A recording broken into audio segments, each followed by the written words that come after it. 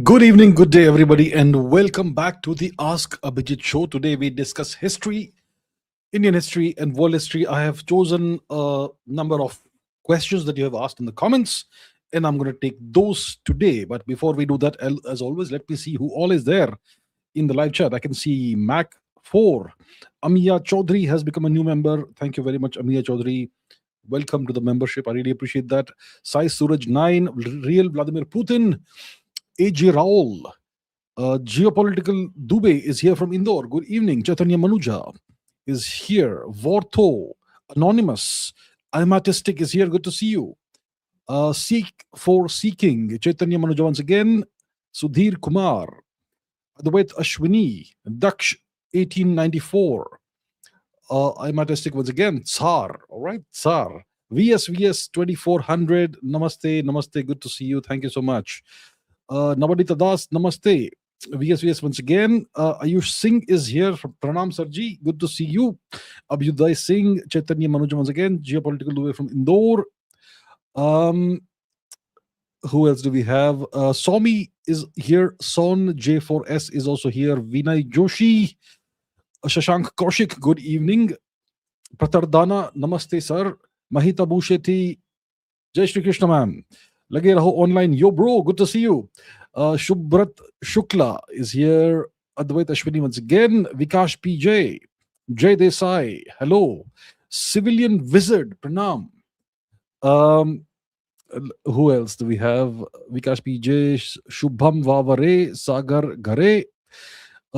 Sagar Dadimani. Pranay Paul from Kolkata. Good to see you. Good to see you. Welcome back. Komalist. Mahita Bhusheti says Har Har Mahadev. Yes, indeed, Har Har Mahadev. Shubham X Jain. Priyanka Javalia, good evening, ma'am. Sagar Dadimani. Who else? Nirvana Shanks, Konnichiwa. Good to see you. Mr. Sumit, namaste. Who else do we have? Amisha Mishra is here. Good to see you. Sumit Agarwal. Have I watched Durandar yet? I did watch it. Yes, I will speak about it. Maybe not today, but maybe tomorrow. Yeah.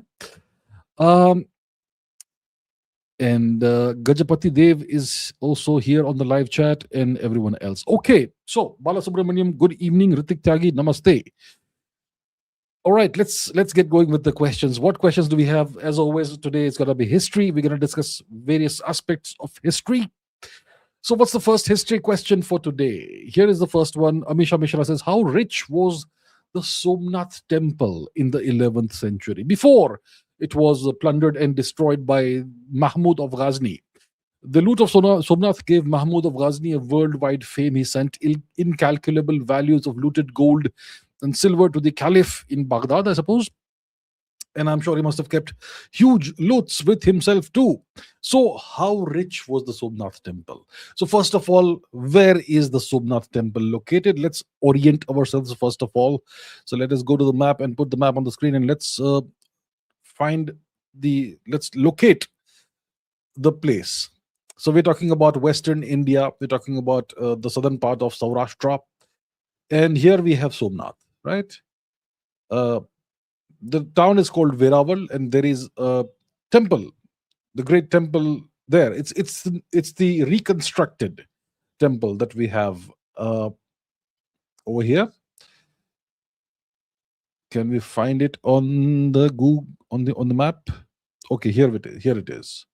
So this is the temple. This is the modern reconstruction of the temple, and this is the site where the ancient temples stood. And the temple was destroyed multiple times, first by Mahmud of Ghazni, and then by various other sultans, and eventually by Aurangzeb, the Turkic king, the tyrant who ruled India in the 17th and 18th century. So this is the location. It's in Western India, the southern part of Saurashtra. Okay, just for orientation. Now, the question is, how rich was it? Because we have all these these stories, these records from the past that say that Mahmud took so much incalculable amount of wealth. So Mahmud of Ghazni, he looted, plundered, and destroyed the temple in the 11th century, probably 1026 AD. At that time, Gujarat was ruled by the Solanki or Chaulukya dynasty. The king was Bhimadev Solanki. Okay, a Rajput dynasty. Today they are considered, they're classified as Rajputs. This dynasty now, and there are records of the temple by Persian chroniclers who have described the temple as a temple that possessed a tremendous amount of wealth in gold, silver, pearls, jewels, and this wealth was accumulated over centuries, maybe millennia. And they said that it was probably one of the richest temples in the whole of India. But there is no inventory that they've given in terms of the exact quantity of, let's say, gold in terms of kilos, or gold in terms of there was this older unit that was used, mana. So they haven't provided any of that. There was this historian called Firishta who said that no treasury of any king in the world contained this much wealth. So that's how much wealth was contained, was there stored in the temple. And the question is, why would a temple store so much wealth? Today, people won't understand that, right? See, temples. First of all, Somnath is one of the iconic great temples. It's probably this location where the current temple stands. It's probably been the site of a temple for thousands of years. It is recorded that Lord Krishna, when he ruled over Dwarka, this region, he also visited the place. And his resting place, I mean, not resting place, but the place where Lord Krishna died eventually, after being shot by the arrow of a hunter, that temple is also in Veraval, nearby. You can see it on the map. So it's a very ancient temple. And temples were places, obviously holy places. This is a great Jyotirlinga temple of Lord Shiva. And as such, because it was such a great temple, people would, pilgrims would come from all over the, let's say, Indosphere, and they would come and they would donate whatever they could for the upkeep of the temple. And typically they would donate more than what was required. And so over the centuries and millennia, tremendous amounts of wealth, I mean, uh, treasure was accumulated in the temple. Kings would come from various parts of India. There were times when India was under a single emperor. There were times when India was politically divided. But the kings would come on pilgrimages and donate large amounts of wealth. And that's how over time the temple accumulated tremendous wealth. And there are some temples today, especially in southern India, where you have large amounts of wealth. One of the temples that has not been plundered, fortunately, is the Shri Padmanabha Swami temple in Kerala, and that is known to uh, have a treasury that commands that contains a tremendous amount of wealth. So that's how the Somnath temple accumulated so much wealth. It's a very ancient place. And so what Mahmud of Ghazni did is he came to the temple. He was able to defeat the forces of Bhimdev Solanki, and he desecrated the temple, killed all the Brahmins, all the priests, all the staff, beheaded them in the most merciless ways, and he, damaged the temple as far as possible. He destroyed the great Jyotirlinga, the floating Jyotirlinga that was magnetically levitated over there, and he took away all the wealth. Now, if you look at Wikipedia will quote Robila Thapar, okay, and it will say that according to Robila Thapar, about I don't know, 20 million dinars or something worth of wealth was taken away. I'm not sure how Robila Thapar ji came up with this figure, but she says 20 million dinars was taken away. That's the quantification of the wealth. Now, once again, that's kind of vague, because what exactly is a dinar in today's monetary terms? Is a dinar equal to a certain amount of gold, or is it equal to something else? We are not quite sure, but Rumila Thapar says 20 million dinars. The truth, and you have all kinds of popular articles and social media posts, etc. Sometimes secondary literature, not primary literature, but secondary sources that state that maybe Mahmud took away a treasure worth about 100 million dinars. Once again, we don't know what is the actual value of the dinar of that time, right? So we can't really trace the exact quantity, of wealth. Uh, Administrative records from that time, from the 11th century, do not survive. Uh, accounts, detailed accounts by Indians of the Somnath Temple of that time for the 11th century do not survive. And that's why we can't really put a precise number, whether it is in dinars, whether it is in rupees, whether it is in kilos of gold, dollars, whatever. We can't really put a precise figure on the amount of wealth that this great temple contained. Uh, but it is known to have made Mahmud a very wealthy man, and he was able to use that wealth to finance his subsequent military operations. And yeah, it made him one of the wealthiest men in the world. And you had temples like this all across India. I mean, Somnath may have had more wealth than most temples, but you had temples that contained such wealth all across the length and breadth of India, and all of that was plundered. So you can imagine how rich India was before the Turkic invasions began. And after the Turks, it was the British that plundered India, and that's how we have ended up where we are today. And yet we have some temples like the Shri Padmanabha Swami temple that still contain trillions of dollars worth of today's wealth. I mean, if you were to quantify that, it's in the trillions of dollars. So yeah, that is the deal about the Somnath temple. How rich it was, we can't really tell because we don't have any contemporary records from that time. Okay. Math and CLFMAO says, what's the lore with the Nanda Devi peak? Is there really a lost nuclear device there? I remember I had taken this question several years ago, maybe 3 years ago or something, but let's revisit this because these days it's again in the news apparently. So it seems that there is a lost nuclear device on the Nanda Devi peak. First of all, let's understand one thing. It's not a nuclear weapon that was lost. It's a nuclear device that contained a specific isotope of plutonium, not the isotope that is used in nuclear weapons, but it's plutonium 238 that was contained in this device. Now, first of all, let's locate the Nanda Devi peak, shall we? Let's do that. So all we have to do is we have to go northern part of India, Uttarakhand, and you will see that there is something called the Nanda Devi National Park over here. Okay, and if we zoom in further, we have mountains like Trishul and so on. And where is the Nanda Devi peak? Okay, here it is. It is the second highest peak in India after the Kanchenjunga. If I am not mistaken, you can check out the actual details. But here it is. This is the Nanda Devi peak, the second highest mountain within the present day boundaries of India. This is the peak, all right? Nanda Devi.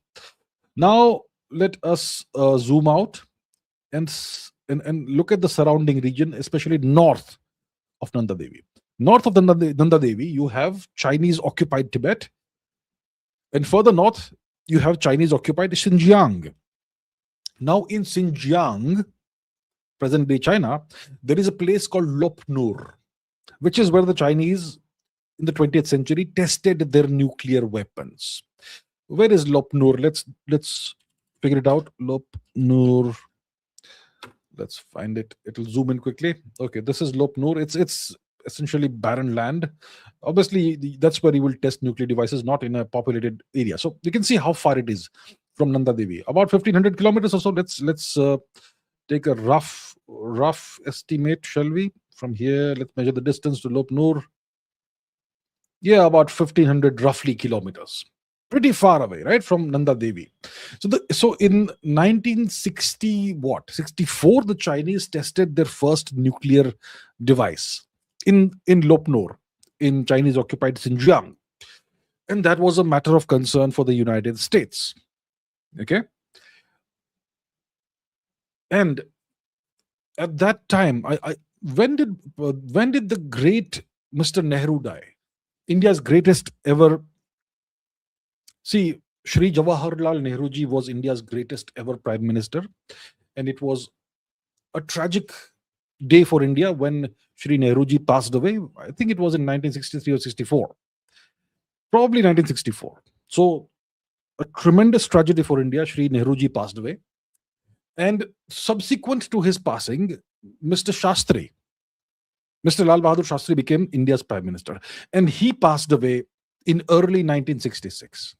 Okay, So it's in 1964 that the Chinese test their first nuclear weapon in Lopnur. And the Americans are concerned. India also, I suppose, may have possibly been concerned. I mean, Mr. Nehru, we could not, I mean, he was so great we could not understand him, but he may have been concerned. So the Americans said to India, let's set up a signals intelligence station in northern India on the Nanda Devi peak or near the peak of the great mountain, from which we can look far into China. We can see that the Nanda Devi mountain is about roughly 8 kilometers tall, 8 kilometers high. And from that vantage position, you can look far into China, into Chinese occupied territory. Okay. So that was the deal. So the Americans proposed that they would furnish a device, they would come with a device which would be a signals intelligence device, and they will place it on the Nanda Devi peak or near, very close to the peak. And from there, the device would acquire signals intelligence, essentially, data about Chinese activities, what the Chinese were doing. So what kind of device was this, is the question. So this expedition happened in 1965. In probably October or something, 1965, which is a strange time to do such an expedition. October, it's autumn, right? October, November is autumn, and the weather isn't great in October, November in the Himalayas. The best time to do something like this is during springtime or summertime, when there is less snow. It's warmer. In autumn, it's gonna be cloudier, and the weather will be rougher. But they decided to do it in October. There must have been some reasons for that. So the expedition was happened in October 1965, and there was a team of Americans, probably more than 10 Americans who came, and they were accompanied by Indian mountaineers and officials of various kinds, and they climbed the mountain, and they had this RTG, radioisotope thermoelectric generator, which contained plutonium. It contained more than 50 kilograms of plutonium. It was called the SNAP 19C. Okay, so the equipment was about more than 50 kilograms of plutonium 238, which is not the one that is the isotope that's used in bombs. And it had the equipment also contained a 10-foot antenna. So the RTG, radioisotope thermoelectric generator, would provide the heat and the power needed to power the system, and the antenna would acquire signals from within Chinese occupied territory and monitor future Chinese nuclear tests. Okay, that was the deal. So the expedition went ahead in October 1965, and while climbing the mountain, pretty high on the mountain, there was an extreme weather event, a blizzard, which is a massive snowstorm. And it became, the weather became so extreme that the expedition members had no choice but to leave the expedition behind somewhere on a ledge in the mountain and go back down. Otherwise, they would have lost their lives, right? So they left the equipment behind on a ledge on the mountain, near the peak of the mountain, somewhere near the peak. And they tried their best to climb down the mountain, and fortunately for them, they all survived. Nobody lost their life. And then the deal was that they knew where they'd kept the equipment, and when the weather would be better, they would go back and finish the mission. So the weather, after October in the Himalayas, the weather gets worse, not better. So you have to wait out the entire winter, and then in spring, that's what, March, April, around that time, that's when you can have sufficiently decent weather to climb the mountain again. So that's what they did. So they went back the next spring, they climbed all the way up, and there's nothing there. Okay, so the device is gone. And what happened is the question. How did the device disappear all the way up there on the mountain? So there's two possibilities, okay, two logical possibilities. One possibility is that maybe there was a blizzard again. Maybe there was an avalanche. An avalanche is when there's hundreds of tons of snow falling down the mountain. It's very common in the Himalayas. So maybe there was an avalanche, and that may have dislodged the device, and the device may have tumbled down into some crevasse or something down the mountain slope, and maybe it still lies somewhere there, buried under I don't know how many dozens of meters of snow, perhaps. Okay, that's one possibility. of a natural explanation, an avalanche or something that dislodged the device, the plutonium RTG and the antenna, and that's how the device was lost, and maybe it tumbled all the way down. That's one possibility. The second possibility is also a logical possibility, that the Indian government sent mountaineers during the winter or whenever, and they retrieved the device, and maybe for whatever reason. So that's two possibilities. Those are the two logical possibilities. Now, which is true, we don't know. But the device disappeared. The device is lost. Now, in case the Indian government went and retrieved the device and did whatever tests, experiments, whatever, and maybe reverse engineered technology, whatever the reason is, in that case, we are fine. In that case, there is no danger. But if there was an avalanche and the device actually tumbled down the mountain, then it maybe lies somewhere in the catchment plain of the Ganga, then it's a very big danger. Now, let me explain why. So, once again, we go back to the map and understand why this region is so sensitive and critical. So, this region, the Nanda Devi National Park region, where you have the great mountain, where once again I'm going to have to locate it. Where's the mountain? Nanda Devi. Oh, come on, man. Nanda Devi, Chamoli, Uttarakhand. Okay, here it is. Nanda Devi Parvat. Here is the mountain. So, this region that we are talking about, it is the catchment area for the Ganga. Okay? The catchment region from where the great Ganga river, the Ganges, like they say in English, the Ganga gets its waters from this region. So what happens is that this is the Himalayas, right? As you can see, it's the heart of the Himalayas. You've got all these peaks with glaciers and snow and ice. And when the ice and snows melt, all of that water trickles down into a couple of rivers over here, the Alaknanda River and the Bhagirathi River. Where is Devaprayag? Let us find where is Devaprayag. Okay, let me just search for it. Devaprayag.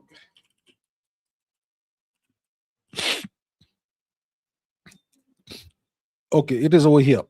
So it is over here that you have two of these rivers, the Bhagirathi and the Alaknanda, that merge, and they see over here it says the Bhagirathi, right? This one here, and over here it says the Alaknanda.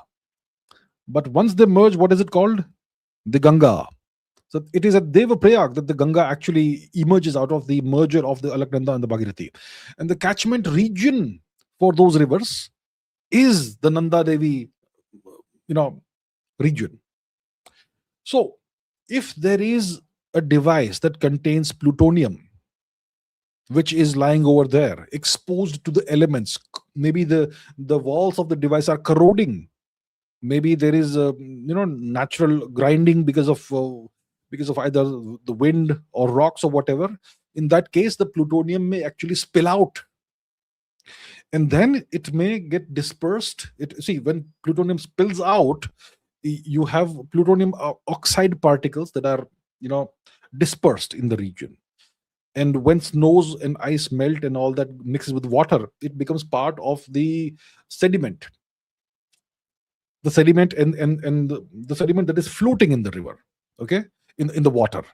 And if that ends up in the Alaknanda and the Bhagirathi and eventually into the Ganga, that can poison hundreds of millions of people who live downstream, right? Because the Ganga goes all the way down from Uttar Pradesh all the way into West Bengal, eventually into Bangladesh, where it is called the Padma River. Now, why is this dangerous? If the plutonium, it spills out, what happens? So if the capsule ruptures, then the plutonium is exposed to the elements. It forms plutonium oxide.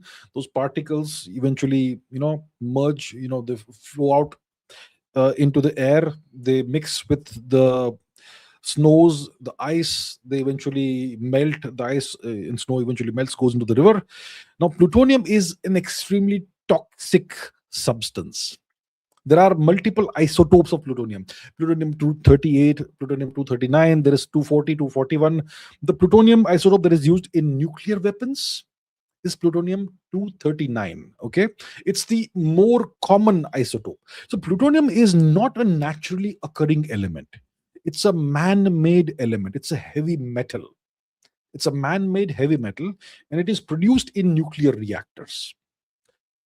So plutonium 239, which is used in nuclear weapons, it has a half-life of about 24,000 years, which means that if you have 1 kilo of plutonium 239, then in 24,000 years, about half of it will decay. But the plutonium that is used in this device that was lost, it was not plutonium 239, it was plutonium 238. And plutonium 238 has a half-life of 88 years, which means if you have 1 kilogram of plutonium 238, half of it will decay in 88 years. If you had 50 kilograms, like we had in the device, then about 25 kilograms will decay and no longer be a problem in 88 years. And then the rest of the plutonium, 25 kilos, half of it will decay in another 88 years, and another half, and so on. That's how it goes. That's the concept of half-life of radioactive elements in nuclear physics. Now, plutonium is also extremely toxic. See, why was plutonium 238 used? Because it is a heat generator. Okay, it generates heat, and it can also be used for keeping your equipment, your circuits warm in the extremely cold temperatures up there, and also it can produce power. It gives off alpha radiation, which is essentially helium nuclei. Now, how does plutonium affect human beings? It will cause radiation poisoning.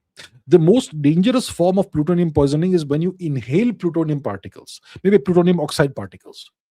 That will be very easily absorbed by the body, and it will get absorbed in your tissue, in your bones, and whoever is unfortunately, who has got this, they're gonna get cancer. It's almost a guarantee.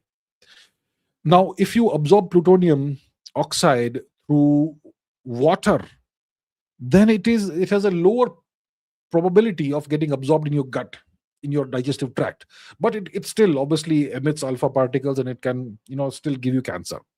So that's the situation. So plutonium is extremely toxic. If someone is exposed to plutonium, they're gonna almost guaranteed to get cancer. If it is plutonium oxide that's out in the atmosphere or in water, but if it is sealed within a radioisotope, that generator RTG, in that case, it is not going to be that much of a problem. So that is the situation. So that is the story. And I think in 1978, the Indian Atomic Energy Commission had conducted some kind of testing in the rivers in the region, and they found no evidence of plutonium being present. And I suspect that the government of India must be testing from time to time in case it has actually been lost. Otherwise, it may be performative testing or whatever. So the best case scenario for us is that the government of India, it retrieved the plutonium in 1965 or 66 winter, around that time, before the Americans came back. That's the best case scenario. The worst case scenario is that the thing was lost, and after all these years, maybe it will, well, I hope it doesn't happen, but if it ruptures, it's going to be a big catastrophe for millions, hundreds of millions of people. So that is the thing. That is the story about the Nanda Devi plutonium device that was supposedly lost there. And it could pose a real danger to people. Okay, next question. Okay, Omega Realms says, as someone who is not Indian or Hindu, how are the Greco-Bactrians and later Indo-Greeks viewed in India today? Are they viewed neutrally as a distant culture that no longer exists? Are they viewed positively as people who brought positive things to India? Or are they viewed more negatively as conquerors or colonizers who tried to replace India's culture? Well, the truth is that most Indians are today not even aware of them. The most that an Indian person will know about the Indo-Greeks is maybe a paragraph somewhere in a history textbook, and maybe in high school or something. Unless you actually study history at a higher level, maybe as part of a bachelor's degree or master's degree or a PhD level, in that case, you may perhaps study this in more detail. So most Indians do not even know about the Indo-Greeks. Most Indians, I would assume, don't even know about them. And obviously, there is this, in popular culture, everyone kind of knows about Alexander. Most Indians believe that Alexander invaded India and successfully defeated King Porus, who was a great king of the time, and then decided to go back or whatever. That's what most Indians believe. The truth is that something entirely different happened. It was a catastrophe, a disaster for Alexander, and his attempt to invade India killed him. Ended up killing him. And then uh, the governors he left behind, they then established um, these city states, kind of small kingdoms in the northwest of India, present day Gandhar, Afghanistan, etc., present day parts of Pakistan and parts of Punjab as well, right? And those eventually became the Indo-Greek kingdoms. You could also call them Greco-Bactrian or whatever. And that's what happened. Now, most Indians don't know about this. Most Indians have no awareness of this. Most Indians know about Alexander. Most Indians think of Alexander as this great heroic figure. And there have been movies made about Alexander in India that typically depict him in a very positive light. So most Indians kind of think of Alexander as a great conquering hero and not a bad person overall. Someone who potentially brought something good to India. Most Indians would probably think of it that way. Are the Indo-Greeks viewed negatively as conquerors or colonizers? No. Most Indians don't know about them. Those who know about them, most of them don't think of Indo-Greeks as in a negative light, as colonizers, because they weren't colonizers. Alexander did try to invade India, did not work. He left behind these governors, and the governors eventually the Indo-Greeks, they eventually assimilated into the population of India. Today, lots of people in northern Western India will have a fractional amount of maybe 1%, 2% Greek ancestry. Nobody will know, nobody will care. So that's how it is. And the truth is that the Greeks never tried to replace Indian culture. They did not do that. They brought their own culture with them. Okay, they set up kingdoms, small kingdoms in the northwest part of India, and they did not ever try to impose Greek culture, Greek customs on the local populations. And they eventually themselves Indianized. So there is no question of regarding them negatively as colonizers who tried to replace India's culture, because they did not try to do that. Eventually, what happened was that you had this new kind of artistic styles that emerged out of Gandhara.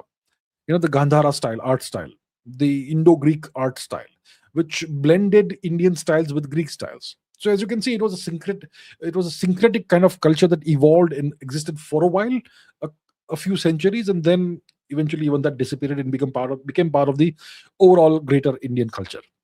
So that's how it went. And most Indians either are not aware of the Indo-Greeks or regard them as either as in a neutral way or in a positive way. I would imagine that very few Indians, a very small minority of Indians, may regard the Indo-Greeks, in a negative light. And when it comes to present day Pakistan, etc., I think they call Alexander Sikandar, and they kind of regard him as some kind of hero, some kind of good person. And there are some small ethnic groups up in the Himalayas who are regarded as being descendants of Alexander's soldiers. For example, the Kalash people, the people who are part of what is now called Nuristan, which was originally called Kafiristan, because they held on to Hinduism until the 19th century. Even the Kalash people, would you like to see what the Kalash people look like? Okay, let's not the map. We'll ask our friend Google. Okay, so here we have it. Kalash people. So the Kalash people are this small ethnic group in present day the Chitral region, especially of Pakistan, who look kind of European. I mean, you can see, many of them have blonde hair, light color skin, blue eyes, and they have features that some people would regard as European features, right? And these people are erroneously considered to be descendants of the soldiers of Alexander. They actually aren't. They are a very interesting ethnic group, which a very old, ancient ethnic group. They have been kind of isolated in the mountains for millennia, and their genetics are actually Indian, not Greek. But so there are all these legends and myths that have sprung up around the Indo-Greek period. So overall, the answer is that almost nobody in India regards the Indo-Greeks negatively. It's either neutral or positive. Rohan Bidi says, why was Ivan so terrible? Ivan the Terrible. Yes. There are, I mean, he is regarded as one of the most terrifying kings that Russia ever had. So, first of all, Ivan the Terrible, he lived in the 16th century, okay, in the middle of the 16th century. Now, he was the first Russian king to call himself a Tsar. Before him, Russian kings were called grand princes. But Ivan the Terrible called himself the Tsar. And that's how this title of Tsar took root in Russia. And then you had a lineage of Tsars and Tsarinas. So what does Tsar mean? Tsar is the Russian form of Caesar, Kaiser. Yeah. So Ivan the Terrible, he was called Grozny in Russian. And Grozny kind of means terrible. It also means awesome, awe-inspiring, that sort of thing. Formidable, scary. So it kind of means that. That's what the word Grozny means in Russian. It doesn't necessarily mean cruel. It means scary, frightening, awe-inspiring, formidable, that sort of thing. Now, why is Ivan called Ivan the Terrible? Like I said, he lived in the 16th century, 1530 to 50. He lived for 55 or so years, 54, 55 years, and then he died. So let's go back to the beginnings of Ivan the Terrible. When he was a small child, his dad died, his father died. His father died when he was about 3 years old. And 5 years later, when Ivan was about 8 years old, his mother died. And she was most likely poisoned by various noble families who were competing for power in Russia. Okay? And Ivan had this brother. I don't remember his name, but he was deaf and mute.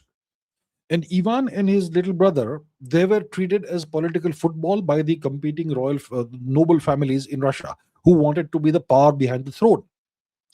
And Ivan and his brother were neglected terribly when he was a child.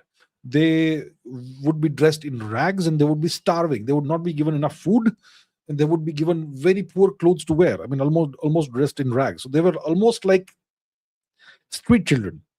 That's how they were treated. Okay. By these noble families. There were two major noble families in Russia at the time, and they were competing with each other and they were trying to be the power behind the throne. But Ivan survived his childhood, and by the time he was 13, he had consolidated enough power to have one of the princes of one of the noble families executed during a feast. So during a feast, he accused that prince of mismanaging the rule of whatever region he was ruling, and he was then executed in a very brutal way. There are all kinds of stories about the execution. Maybe he was eaten by dogs or something, but most likely he was just beaten to death by the jailers. So that was the first show of independence of Ivan when he was 13 years old. And he formally became the Tsar of Russia when he was 16 years old. And he married this young lady whose name was what? What was Ivan the Terrible's wife's name? Alexandra, was it? Ivan the Terrible wife. Anastasia. Was it Anastasia? Anastasia Romanova, his first and most beloved wife. He had several wives, like it says, okay? But his beloved wife was his first wife, Anastasia Romanova. So once he becomes a Tsar, he ruled very nicely for a while. Okay, he implemented reforms and he had a nice, happy, loving, stable marriage, and he was fine. But because of his terrible childhood, he had this great distrust, this great mistrust of the nobility. He believed that they were after him, they wanted to kill him. Okay, so he always distrusted the military, the nobility. the nobility of his country.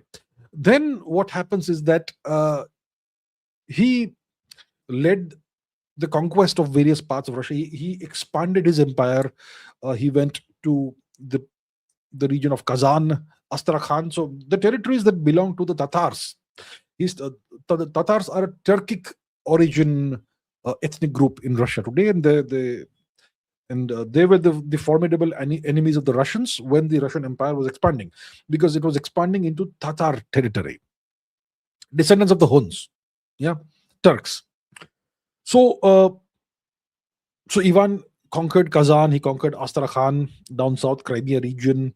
He expanded his territory, he expanded his empire, and he started slowly gaining this reputation as a warrior, a victorious, fearsome warrior king. Okay, and that's how this image starts forming. That Ivan is Grozny, Ivan is terrible. Then he was fighting a war, the so-called Livonian War with Lithuania, and one of his close allies, who was again a noble, he defected to the other side, to the Lithuanian side, and he took command of a Lithuanian army and defeated the Russians. So that once again reminded Ivan that, you know what, the kind of childhood he had, and the nobles were always plotting and conspiring against him, and so this reinforced his mistrust of the nobles. So what Ivan did is that he abdicated the throne. He said, "I don't want to rule," and he gave up his throne and he gave the power to the boyars, which is a group of nobles and clergy, church people, priests. So he left Moscow. He went to a neighboring city, which is about, not very far away, but not close also. And he left the boyars to rule Russia. And it was almost impossible. They found it almost impossible to rule the country. It was really, really difficult. They could not make the decisions. And then they had to go to him and beg him to take the throne back. So he said, "Okay, I'll take the throne back on one condition. You let me rule whichever way I want to rule, and whoever I consider to be traitors and enemies of the nation, you let me deal with them in whatever way I want." So they gave him this right, this permission.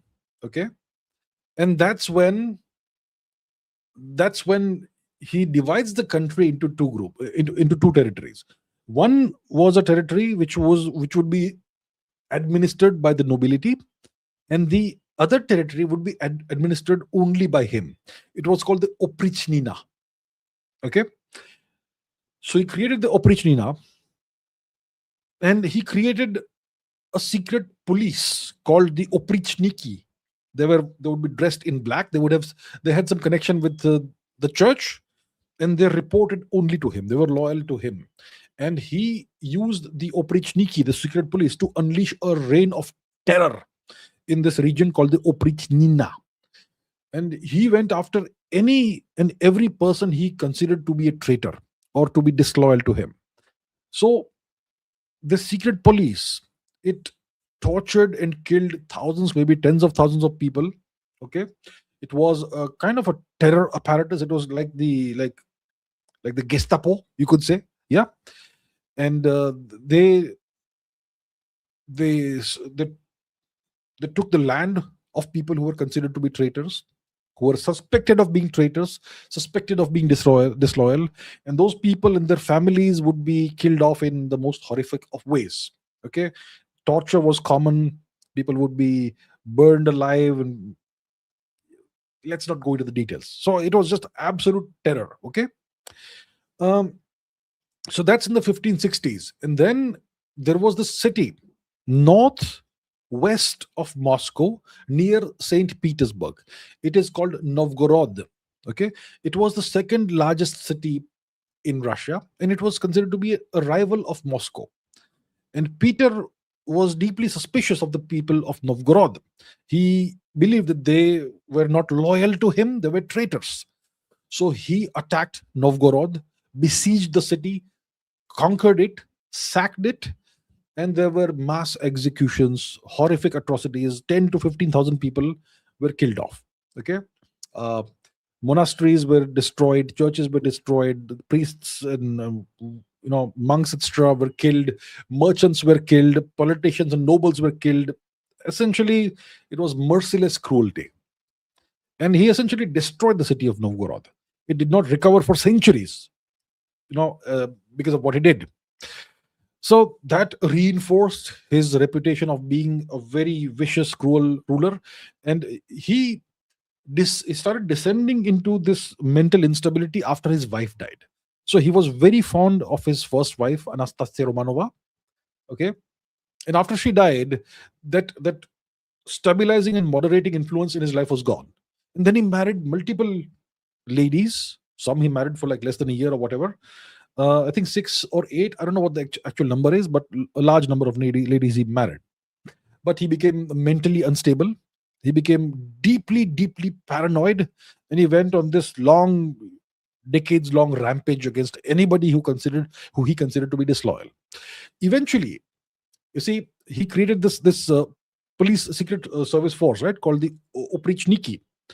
Eventually, he started suspecting that the Oprichniki were potentially plotting against him. So he disbanded the Oprichniki and had many of them also executed. Okay, so that's how it was. That's how he was super paranoid. And near the end of his life, when he was probably in his early 50s, around 50, he had a couple of sons, maybe more than a couple of sons, at least two sons he had. And one of his sons, who was the crown prince, he was married, his wife was pregnant, and in the palace, Ivan happened to meet his son's wife, and apparently she was not dressed properly enough or something. She was heavily pregnant, and he beat her up. He beat her so badly that she miscarried. So his son, the crown prince, came and confronted his father. How dare you do this to my wife, to your own daughter-in-law? And Ivan, he was carrying some kind of staff. He hit his son on the head with the staff, and that ended up killing his son. So he had his daughter-in-law miscarry, his own grandchild, and then he killed his own son. And there is this extremely famous painting of Ivan. Let's see that. Ivan the Terrible and his son. Right? Safe search. Yeah, because it is not a nice image to see. So there we have it. You can, if you want, you can look into it in greater detail. This is when he realizes what he has done to his son. So he was just mentally unstable at this point in life, and he died in his mid 50s or something. So that was a deal about Ivan. He started off as a reasonably good king. As long as he was married to his first wife, he was fine. He ruled well. He had a terrible childhood. In his childhood, because he was so powerless, it is said that he would torture animals, throw dogs and cats off the roof, and pluck the feathers of birds, that sort of thing. So because of his extremely traumatic childhood, he became cruel. He was fine as long as his wife was alive, but afterwards, after she died, and possibly she was also poisoned. His mother was poisoned. His wife was also poisoned. There were exhumations of the bodies of his mother and wife in the 20th or 21st centuries, whatever, and poison was most likely detected in the bones. So his mother was poisoned. Eventually his wife was also poisoned. He became extremely paranoid, and he went after anybody he suspected was disloyal or a traitor. He had lots and tens of thousands of people tortured, killed in terrible ways, and what he did to his own family was also brutal. So that's why he is called Ivan the Terrible. Hope that explains this. Nirvana Shanks says, as I've grown older, I've become increasingly disillusioned with the idea of democracy. I'm not even sure if this is a history question or geopolitics question. Well, history and geopolitics are interconnected, so we can take this. But I genuinely no longer understand what democracy actually is. Is it simply elections, or is it something deeper like civil liberties, rule of law, institutional checks, individual rights? Where exactly is the line beyond which a system stops being a democracy? What is true democracy supposed to be? And even if such a form exists in theory, is it really the best model of governance for a large and complex civilization? Right. Democracy. Well, democracy For the past century or so, most people believe that democracy is all about holding elections. So once in 5 years, or in the case of the US, 4 years, but most of the world it's 5 years. So once in 5 years, there's an election, and that makes your country a democracy. And as part of this process, you have to go and vote. So your job as a citizen is to vote once in 5 years, and then leave the rest to the individuals who are elected. That's how it is. Now, ideally, democracy is not supposed to be like that. Ideally, democracy is supposed to be more participative. For example, let's say you have a football club, and you appoint a manager of the football club. Let's say you have a cricket team. Okay, let's say you have a cricket team, national cricket team, and you have appointed a coach, a manager of the cricket team. Let's say you give him a maybe 3-year contract, hypothetical, completely hypothetical. Now, if he doesn't perform well, and you lose multiple, series very quickly, then you have the right to sack him, to fire him after 3 months, after 6 months, whenever required. You don't have to honor the entire three-year contract, right? So if you are running a football club, a cricket team, you can hire a manager or a coach for a certain amount of time, but you can fire the person if the person doesn't perform, if the performance is not satisfactory, right? If you hire a CEO, if you appoint a CEO of a company, let's say you are on the board of a company, and the board appoints a certain person as a CEO. You give that person, let's say, a 2-year, 3-year tenure initially contract. Okay, but if the quarterly returns aren't good, if the quarterly returns are shocking, you can fire the person after 1 quarter, after 2 quarters, whatever. You don't have to honor the entire contract. But in democracy, once you elect a person for 5 years, you're supposed to shut up and get lost and let the person do whatever for 5 years. There's nothing you can do about it, right? That's one of the big issues with the democracy, right? It should not be like that. It is possible that people may be compromised. People promise one thing and deliver something else, or don't deliver anything at all. That happens. I think it's pretty common in democracy. Another issue with democracy is that democracy can be gamed. The democratic process, the electoral process, can be gamed. It can be hacked. There are multiple ways of doing it. Vote bank politics. Democracy is based on one assumption.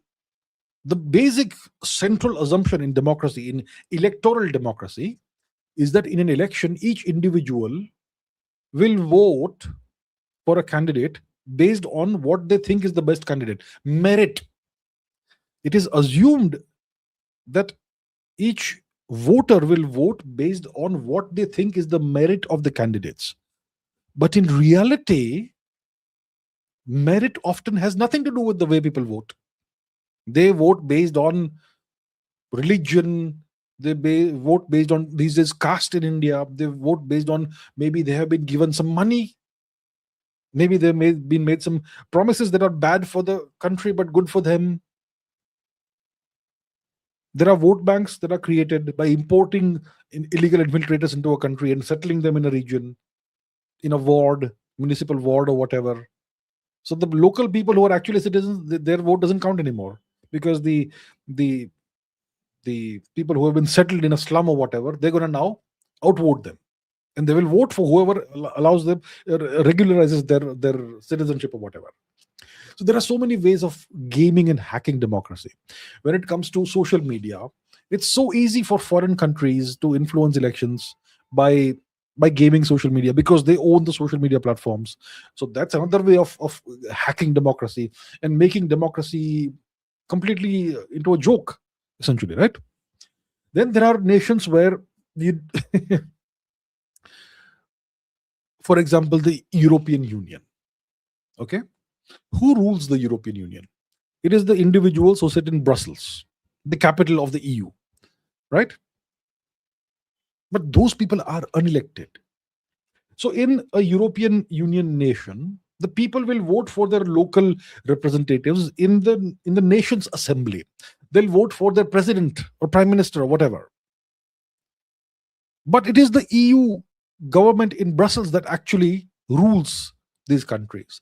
They determine the policies that will be applicable on the people who have never voted for them. economic policies, immigration policies, do's and don'ts and whatnot. So where's the democracy in this? Where's the democracy? There's no democracy. It's a joke. Then you have some nations like Japan, for example. No matter who you vote for, they can't do a thing about the occupation, the military occupation that the country is under. Hmm? Their constitution is written by foreigners. That can't be changed. So where's the democracy? Just having elections is not democracy.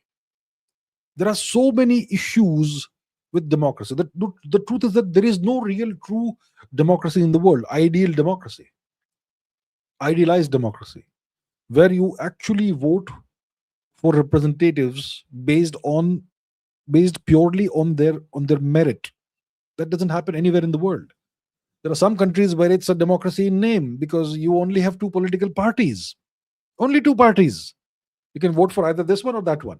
And both political parties have the same economic policies and the same military policy and the same foreign policy. So where's the democracy again? So democracy, unfortunately, is a big sham that has been pulled over the people of the world. And what they do to justify it is that they will teach you in your school education textbooks, etc., that democracy is the best thing. Without if a nation doesn't have democracy, it's evil, right? So, yeah, what exactly is democracy? Is it only elections? It's not elections. Is it about civil liberties? No, not necessarily civil liberties. Rule of law, civil liberties, institutional checks, individual rights, all of these can be available to citizens even in a non-democratic arrangement, right? So democracy is not simply elections. Democracy means you get to decide who represents you at a certain level in the governance system, in the government. So you can vote for your local municipal bodies. Who's gonna be in those municipal bodies? You can vote for your state bodies like the Legislative Assembly, MLAs. Then you can vote in India for the central government, the MPs, members of parliament. So there are multiple levels of voting and multiple levels of representation. But at the end of the day, what does it give you? Not sure what it gives you. And it's not just India; it's all over the world. There are flaws everywhere. The system can be gamed. Democracy can be hacked. Democracy exists in many places only in name, and that's the problem. So democracy has increasingly become a sham in the world. It is just a means of ruling people. I mean, for example, in New York, in the 1930s, 40s, 50s, there was this gentleman called Robert Moses who ran the city. Okay, and he would be democratically elected, etc. And he said that he never did any political dealings. He built everything in New York, all the construction, all the development activity based on what people needed. But if you look behind the scenes and you go below the surface, he had all the politicians on his side. So there is this sort of corruption everywhere. It's not just in India.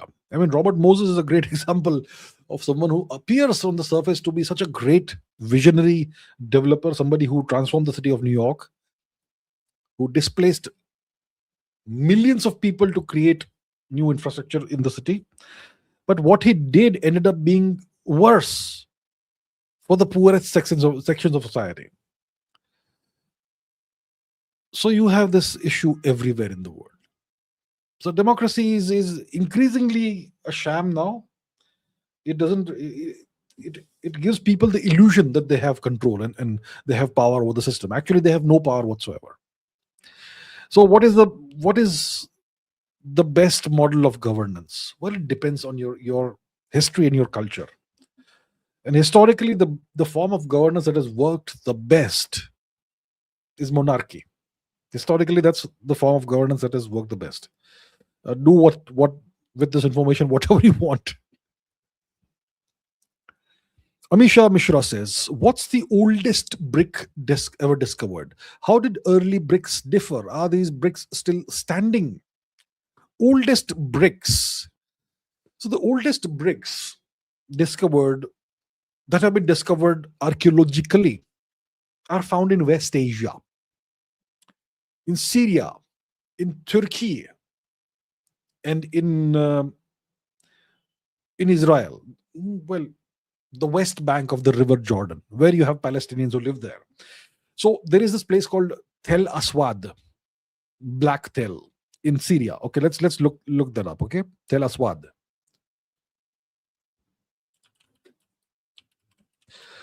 Tel Aswad. Okay, it's double L, whatever. So if you see Tel Aswad, first of all, let us go to the map and see where it is located. So Tel Al Aswad. Let's zoom out a little. So as you can see, it's in Syria, northeast Syria. And now let's zoom in and see what it looks like. Do we see anything here? Tel Al Aswad. As you can see, it's some ancient archaeological site, clearly, right? Now, let us now, once again, Tel Aswad. And let's see some images. And you will see ancient bricks here. Ancient bricks. Tel Aswad. Okay, so the thing is that they have discovered really ancient bricks in this site. Oh, you can see some bricks here, maybe some here also. So this is one such place. It is in present-day Syria, Tel Aswad, and the bricks that they have discovered there are about 7,500 from 7,500 BC. There is another place called Jericho in the West Bank. Okay. Over there also they've discovered ancient bricks that are about that from that time period, maybe 7,000 BC to 7,500 BC. And then there is one more called Catalhoyuk, which is in Turkey. And over here also they have discovered very ancient bricks. Okay, so you can look up these sites. So these are the oldest archaeologically discovered bricks, and they are from about 7,500 BC to about 7,000 BC, which is about almost 9,500 years before today.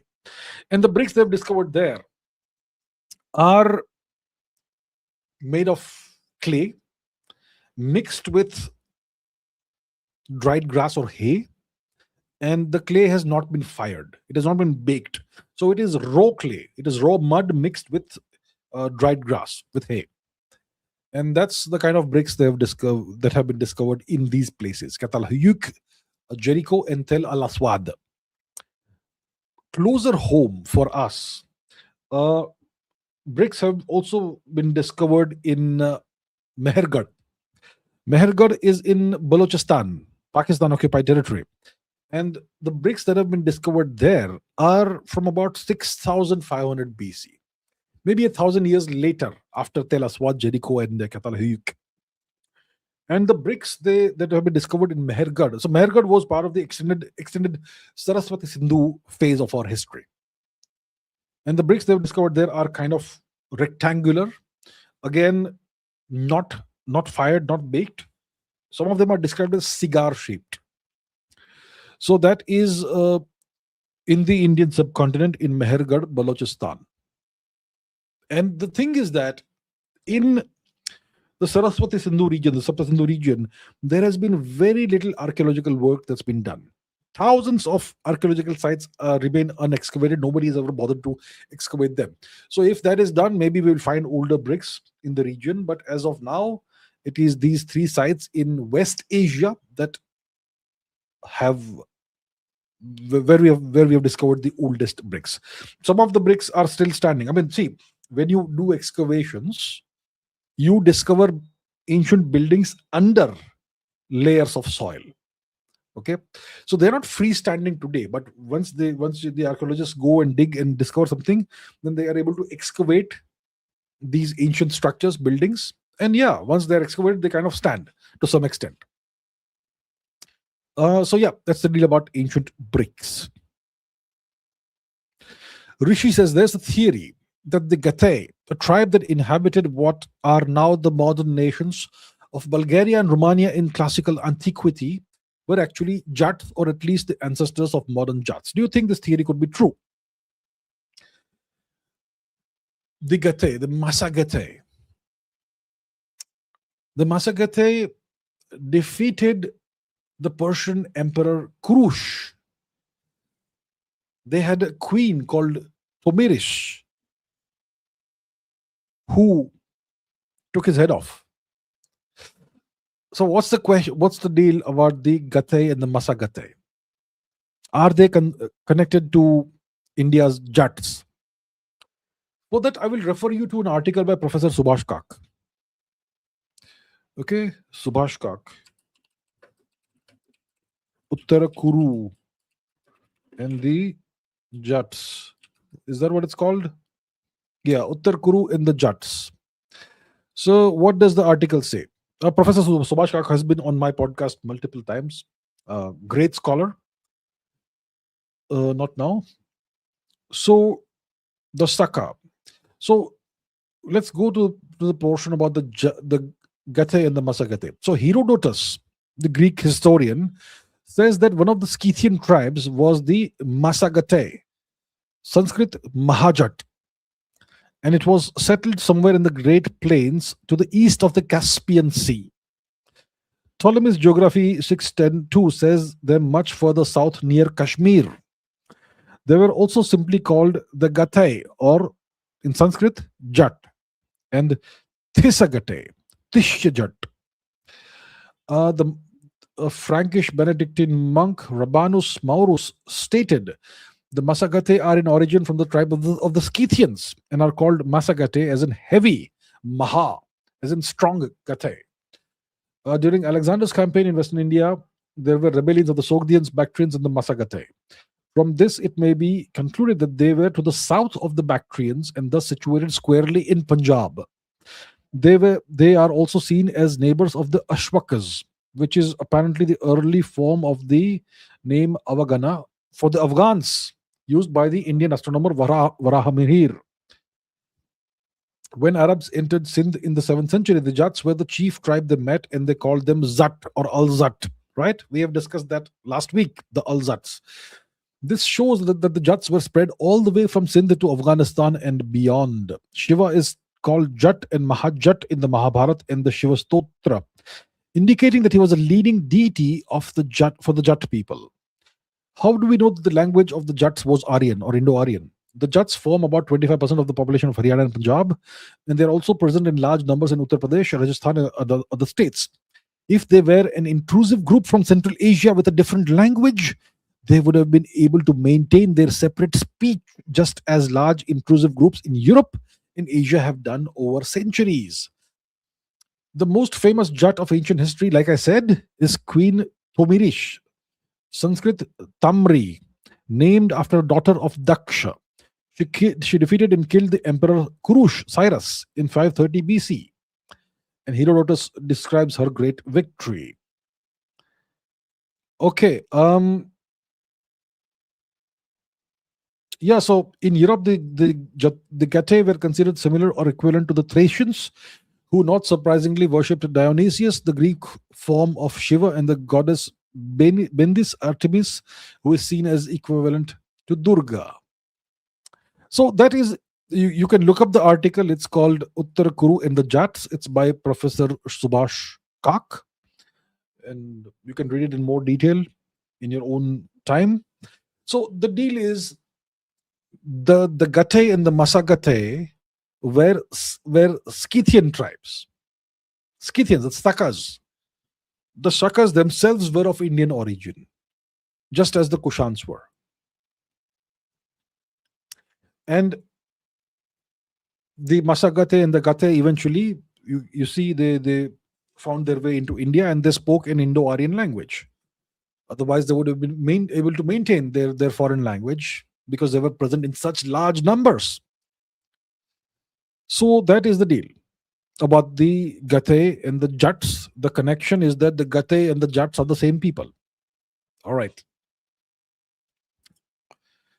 Lagerahu online says why most of the ancient Vishnu temples located all across the world are considered to be Buddhist temples, despite the deity having Shankha, Chakra, Gada, or the traces of what they once were. Okay, well, who considers Vishnu temples to be Buddhist temples? First of all, let's understand that Vishnu has many incarnations, right? And the last incarnation is considered to be Gautam Buddha.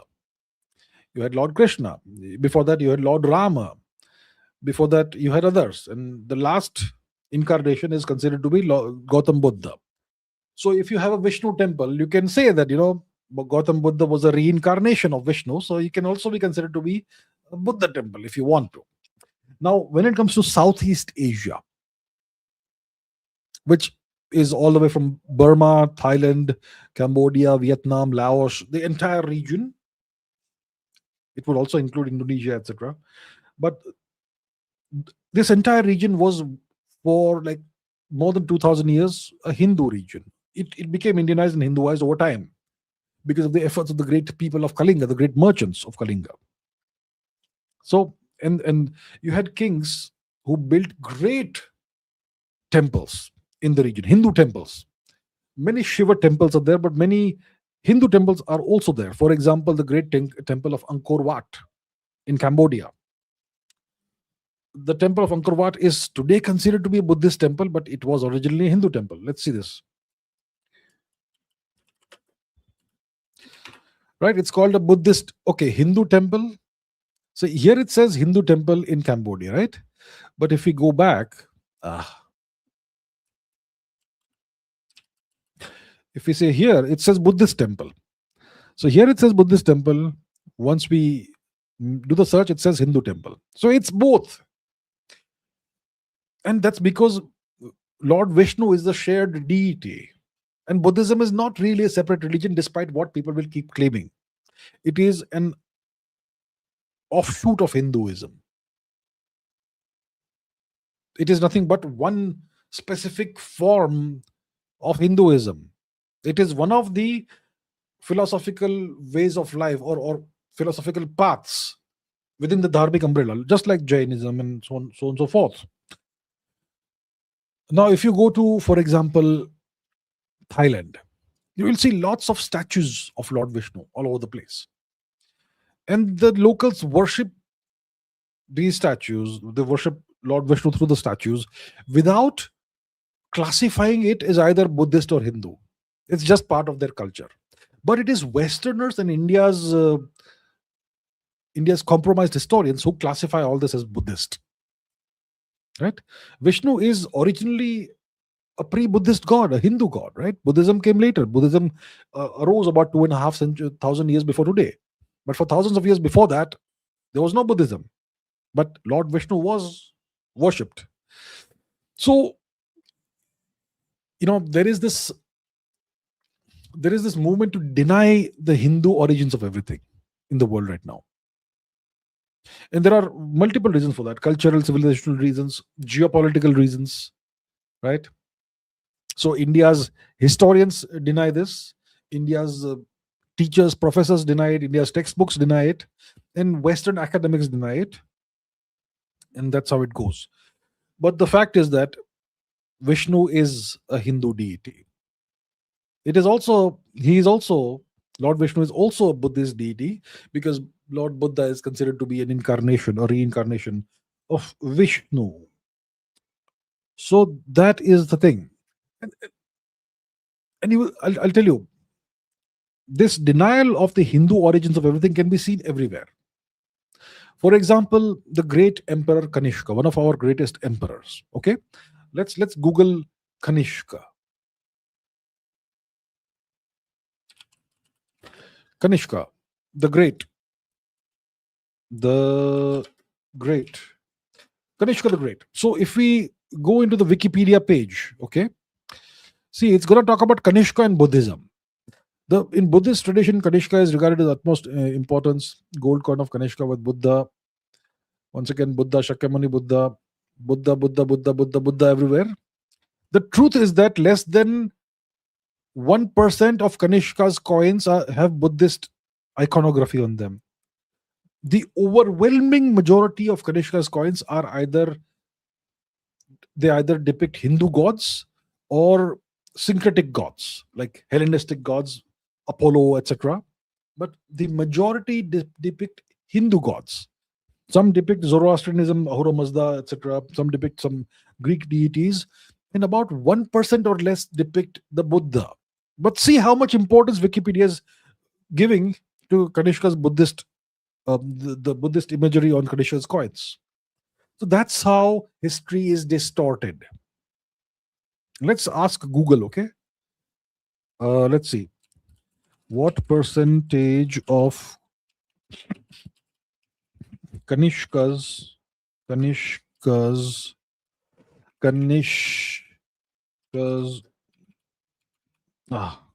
coins have Buddhist imagery? Let's see. What percentage? Well under 1%.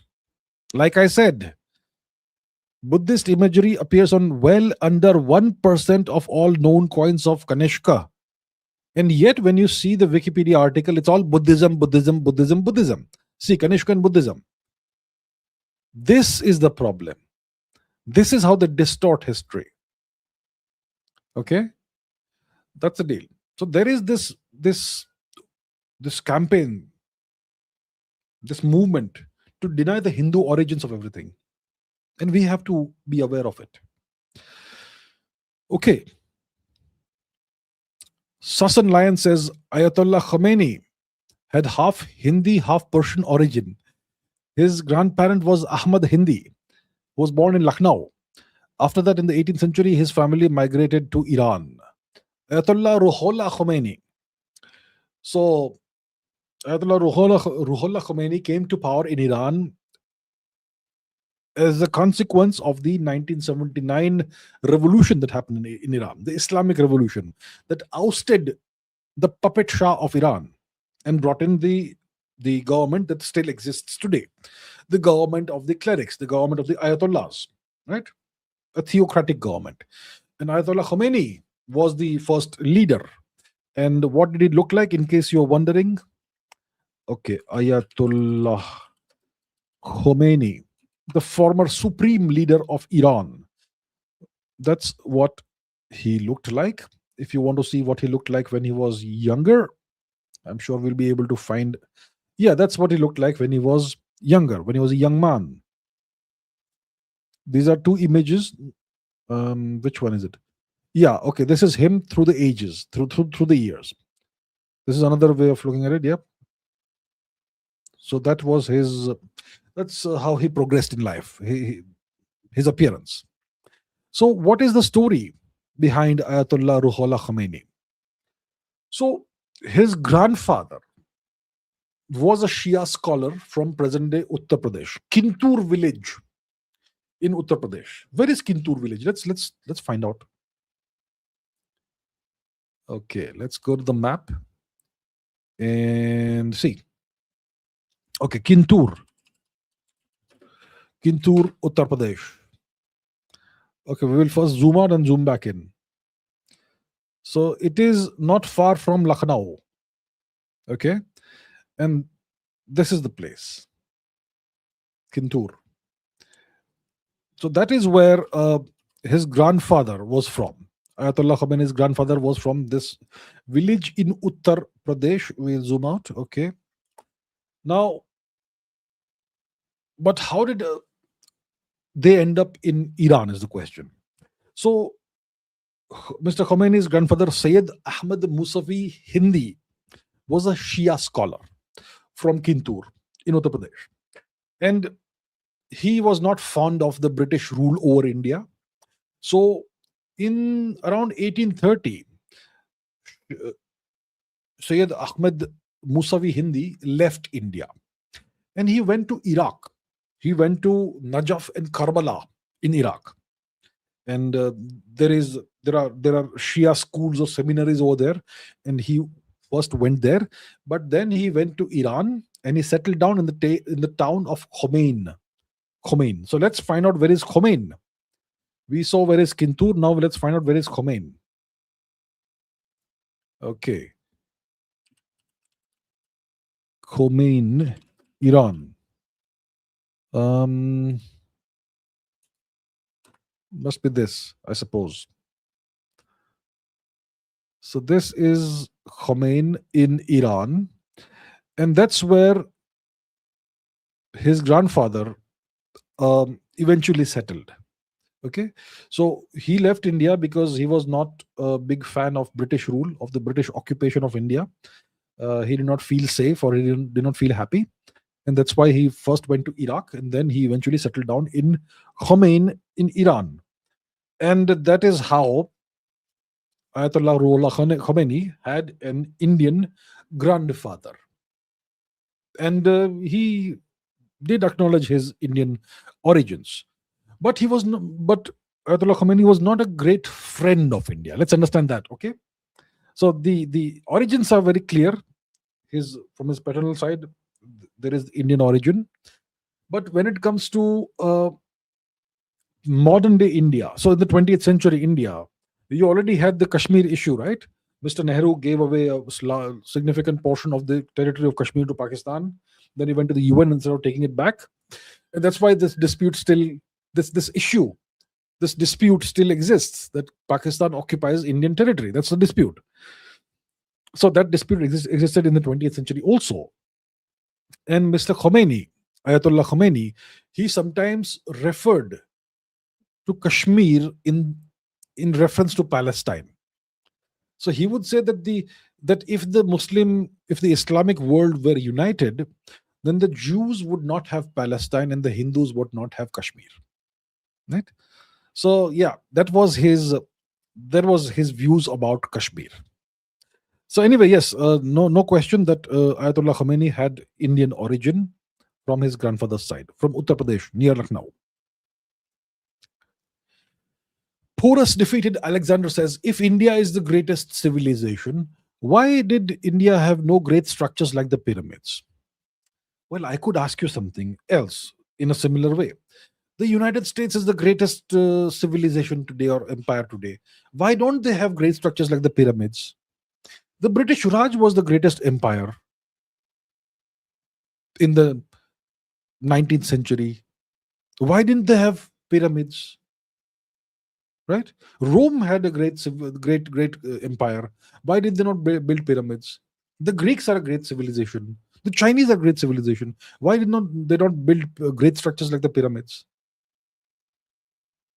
So is the benchmark of a civilization's greatness going to be how large a pyramid they can build? Why is it so? Every civilization has its own benchmarks, has its own way of expressing its culture, has its own way of expressing its civilizational outlook, right? So in Egypt, they built pyramids. We're not quite sure what the pyramids were built for, but it took tremendous amount of labor for God knows how many years or decades to build those structures. And the labor they used was mostly slave labor. Now in India, we did not have slavery. If you ask Google, they will say, yes, you had slavery in India, you had dasas. But Google is so stupid because it is just a computer that it doesn't understand that the word dasa means servant, not slave. Some of our emperors had the name dasa. Some of our kings had the name dasa in their names, the term dasa in their names. Who was King Divodas, the father of King Sudas, who won the battle of the 10 kings? Why was he called Sudas? Does it mean good slave? Sudas? Yeah? Obviously not. It means good servant of the people.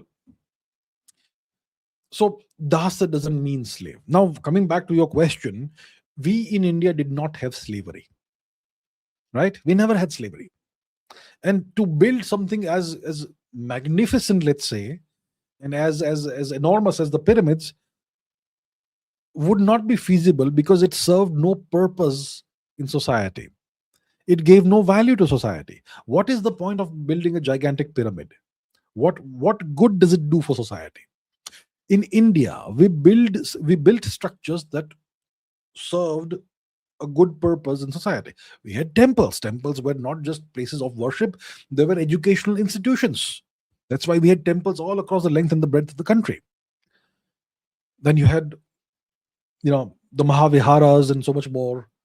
We had assembly halls, we had great baths like in the Saraswati Sindhu period of our history.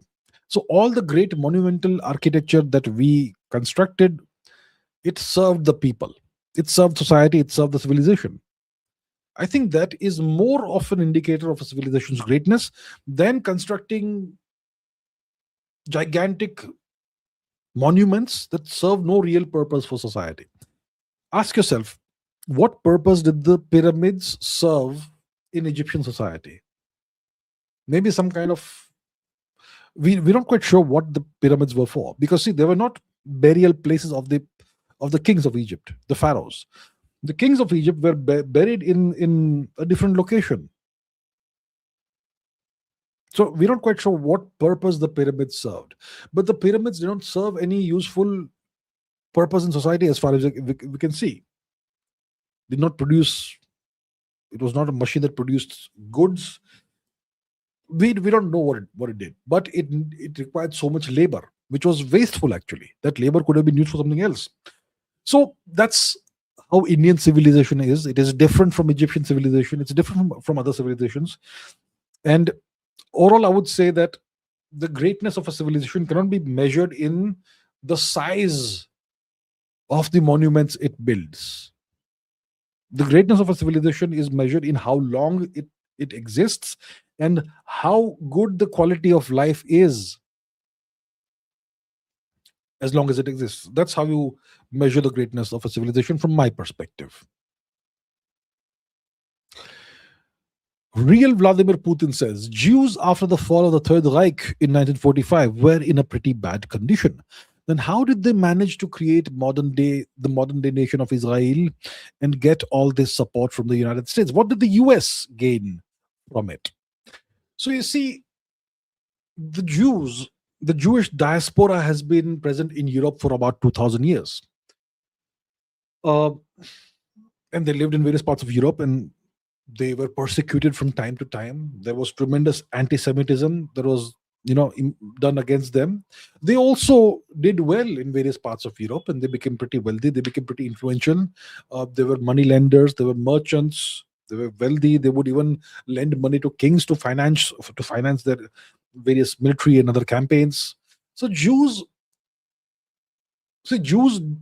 fared much better than the Romani people in Europe. The Romani people were subjected to all kinds of horrific atrocities. The Jews fared better. They also had to face massacres. They also had to face all kinds of horrible accusations. They also had to face pogroms, the Jews in various parts of Europe from time to time. But they also were able to be successful in Europe. Now, a lot of Jews migrated to the United States in the 19th century. And a significant portion of the Jews that migrated to the US in the 19th century, they settled down on the East Coast. A lot of them settled down in New York City. More than 30% of the population of New York City was Jewish. Let's fact check what I'm just saying here. I should not. Yeah, let's fact check that. What percentage of NYC population was Jewish in 1880? Let's see. Over 6.6%. Really? What about 1800? Do we have figures? Less than 1%. What about 1900? 70 to 20. 1900, 17 to 20% of the city's total population. What about 1930? So you can see there's a big influx of Jewish people. So by 1930, the Jewish population in New York City was about 30%. Okay, so there were a lot of wealthy Jewish people. So they didn't when they came to the US, many of them were poor. They had escaped Germany, they had escaped various parts of Europe, and they wanted to settle down in this new country and start a new life. And they were pretty industrious. They they took initiative and they became successful. Some of them came with some money. So eventually, by 1930 or something, about 30% of the population of New York City is Jewish, and many of them are really, really wealthy. So that's one thing we have to understand. That yeah, Jews were in terrible condition in Europe after the fall of the Third Reich and during the Second World War because of what the Nazis did to them, what Hitler's Nazis did to the Jews, no question. But in the United States, Jews were increasingly wealthy. Okay. Now, there was in the 19th century the beginning of the Zionist movement, the movement for a nation of the Jewish people. There was this journalist, an Austro-Hungarian journalist called Theodor Herzl, who, because of rising anti-Semitism and other issues, he essentially gave Zionism a clear political program. He said that Jews needed a state of their own. Jews were a nation in their own right, and they needed a physical, geographical state or nation of their own. And the first Zionist Congress happened in Basel in 1897, in which this guy he published a pamphlet arguing for the creation of a Jewish nation. He said that he and his allies, they said that their goal was to create a Jewish nation in what was then called Ottoman Palestine, right? And they built this international organization, Zionist organization, to pursue this objective diplomatically through settlement of Jews. So during the First World War, okay, the First World War is the 1910s. During this time, the British captured the region of Palestine, it was then called Palestine, from the Ottoman Empire. And Britain then began to see Zionism as something that was in alignment with British strategic interests in the region. So in 1917, the British government issued something called the Balfour Declaration. It said that it was in favor of the establishment of a Jewish nation in this region called Palestine, and they said that they would not do anything that would be bad for the people who already live there, the Arab people who already live there, right? So that was the Balfour Declaration. And after the First World War ended, Turkey was carved up, and the League of Nations, which was the precursor of the United Nations, it gave Britain the mandate of Palestine. So Britain would manage and administer and rule Palestine. And that's when Jewish immigration starts in the region. In the 1920s, 30s, 1940s, there are multiple waves, successive waves of Jewish immigrants coming into what was then called Palestine and settling over there, right? And why were they settling over there? Because there was this rise of anti-Semitism in Europe, eventually because of the Nazi, atrocities against Jews, the Holocaust, right? So the Jews would then settle in Palestine. They would purchase land. They would create agricultural colonies. They even created militias, armies, and political parties, all of that. And they created eventually a separate Jewish society alongside the Arab majority at the time in what was then called Palestine. And this began to spark violence, resentment from the locals. And this began to start violence between the Arabs and the Jews. Okay.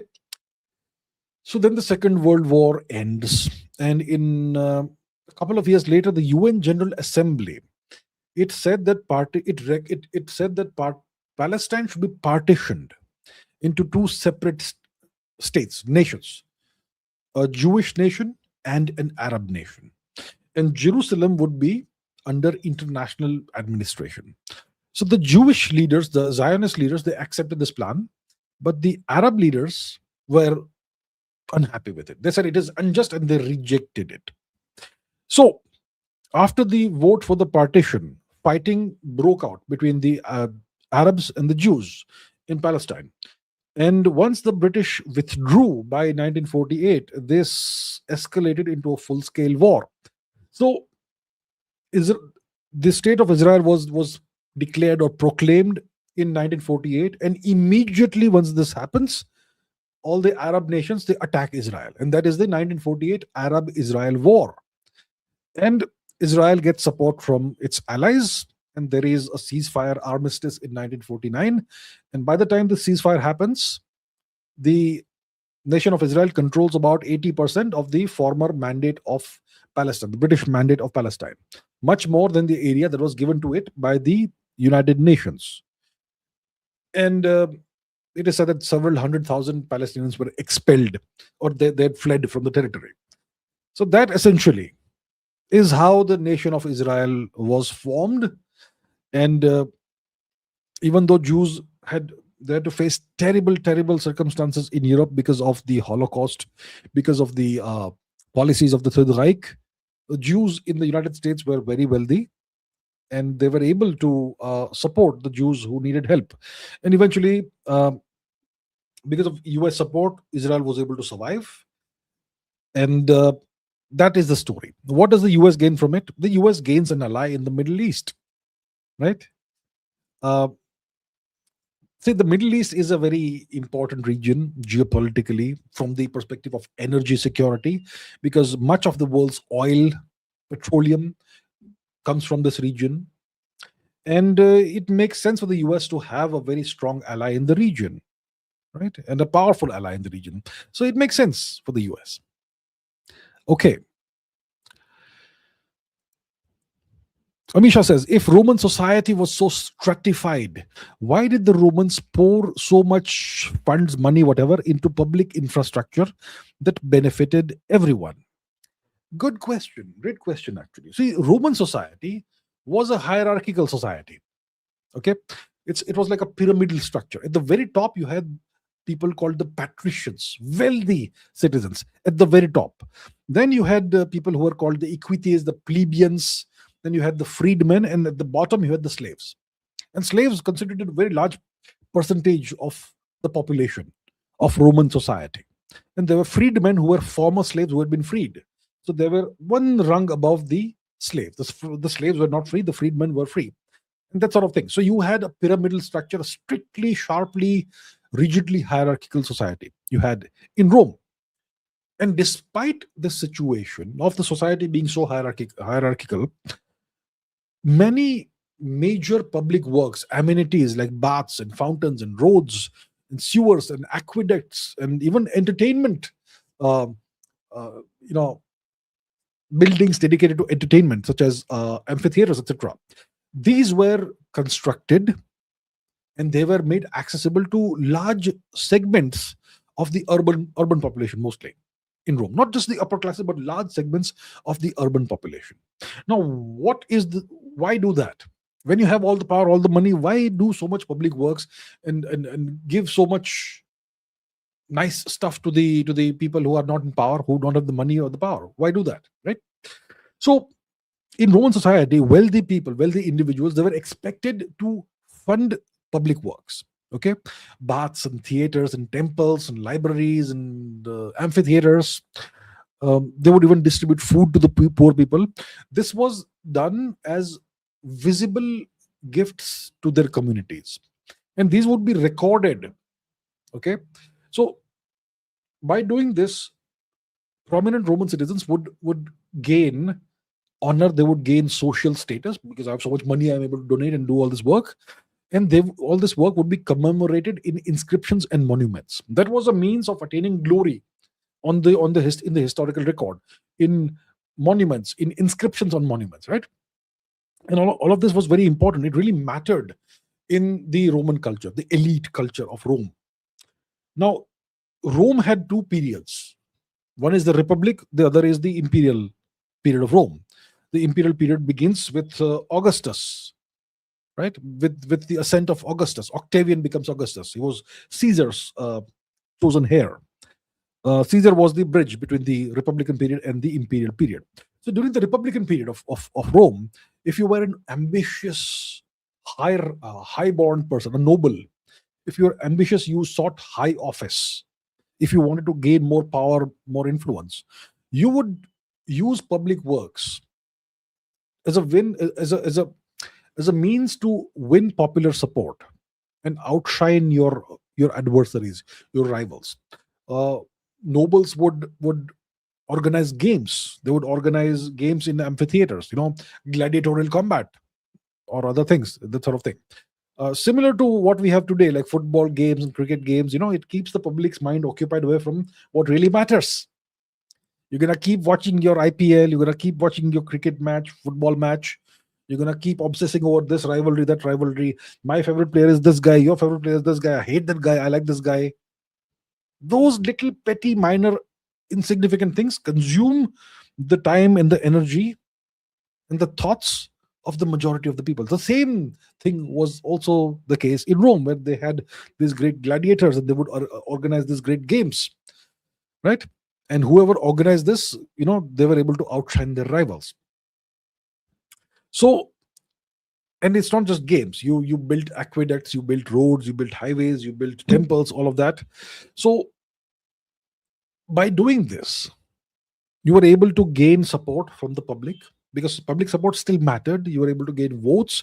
You were able to bring people into your inner circle of power. Yeah, it gave you prestige. It gave you long-term family reputation, and the poor masses, the population, they also received tangible benefits. So if you became powerful and you were super wealthy, they would not be too jealous. They would not be likely to stick a dagger between your ribs from in the night, right? That sort of thing.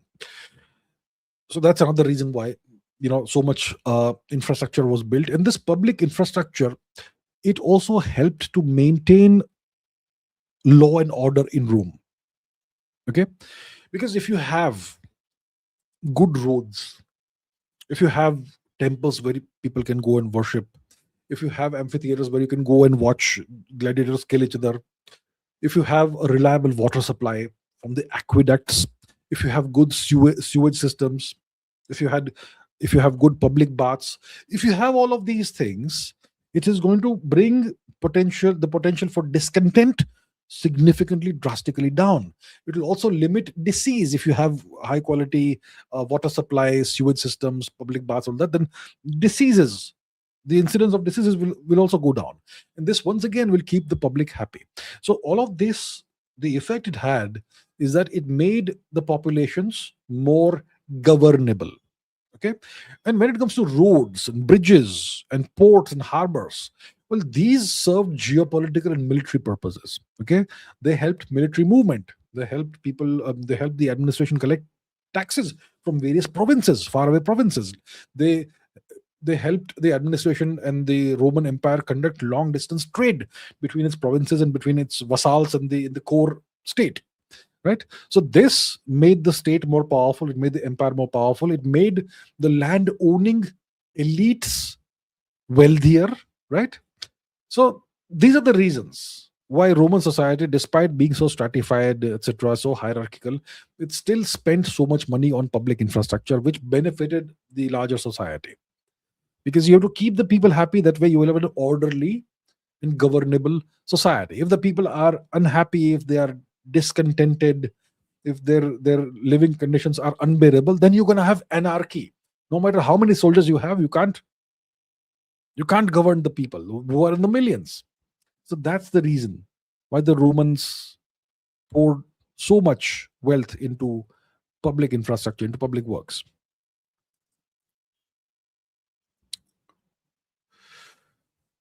Abhijit Shera Rajneesh says the loose, baggy shalwar pants worn in the northwest Indian subcontinent, with its folds and creases, seem quite reminiscent of some styles of draping a traditional Indian dhoti.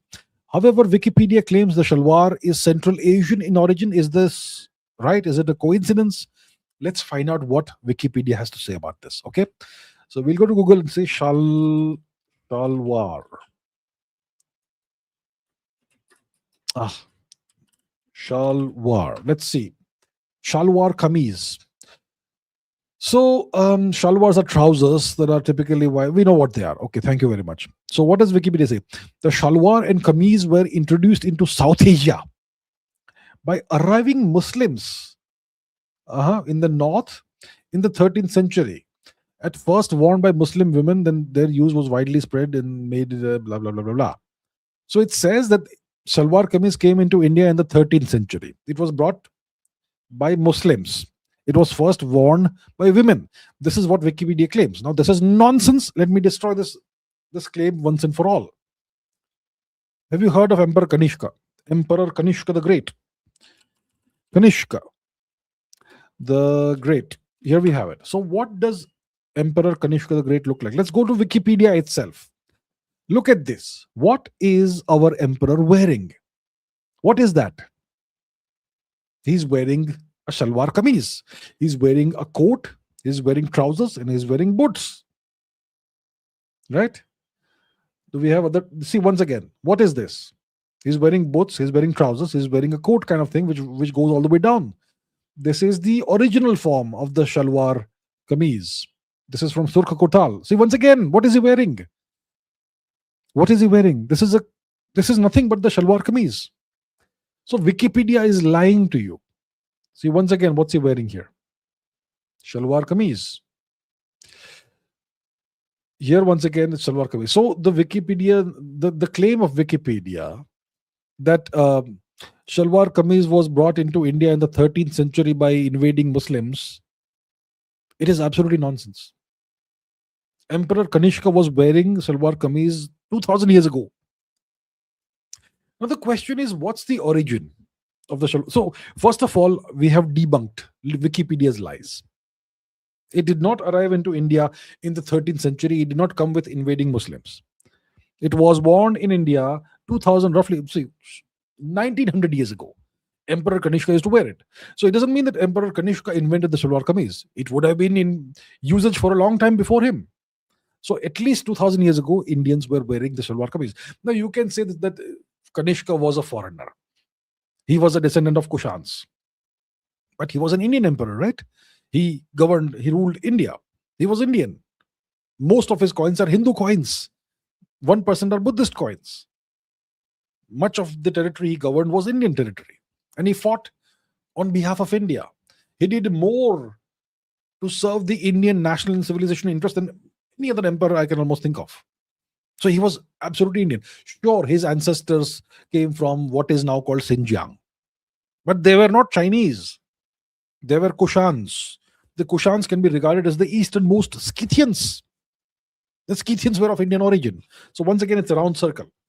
Now, what's the origin of the shalwar kameez? Now, we're going to use logic and a little bit of speculation for this. See,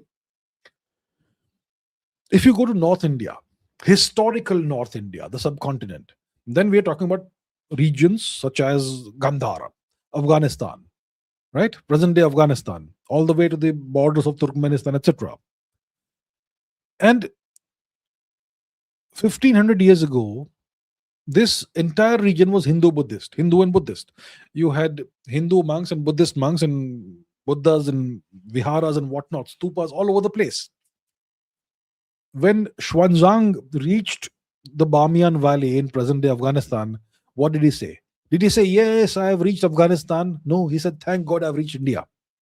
Right? So that was India. The people were our people.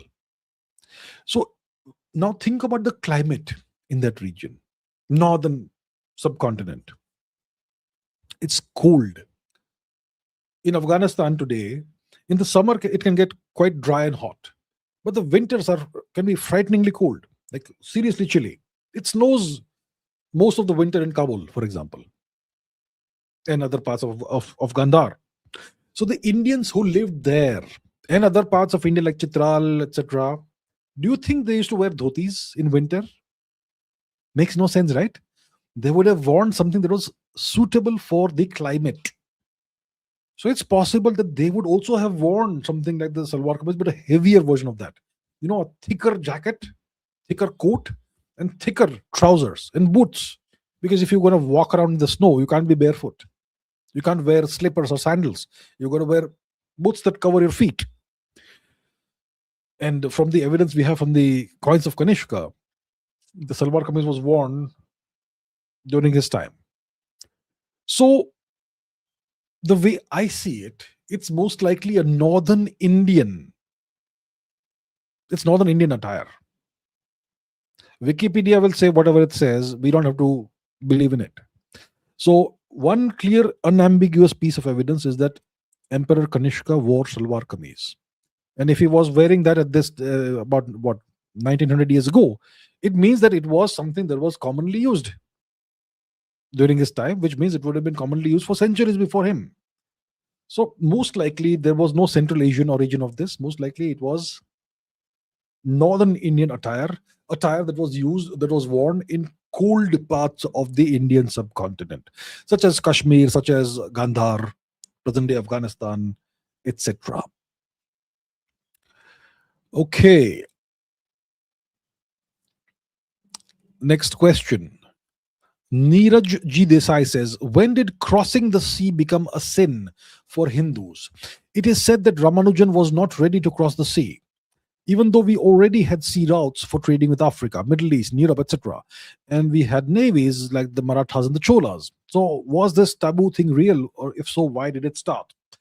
I'm not sure I have seen any research paper or book that deals with this taboo. So the taboo seems to have been real in the last couple of centuries, maybe last few centuries. That if you lost, you became an outcast or something, you would have to be shuddhified or something if you cross the sea. That sort of taboo did exist in the past few centuries, clearly. And that is so strange because India was a maritime civilization.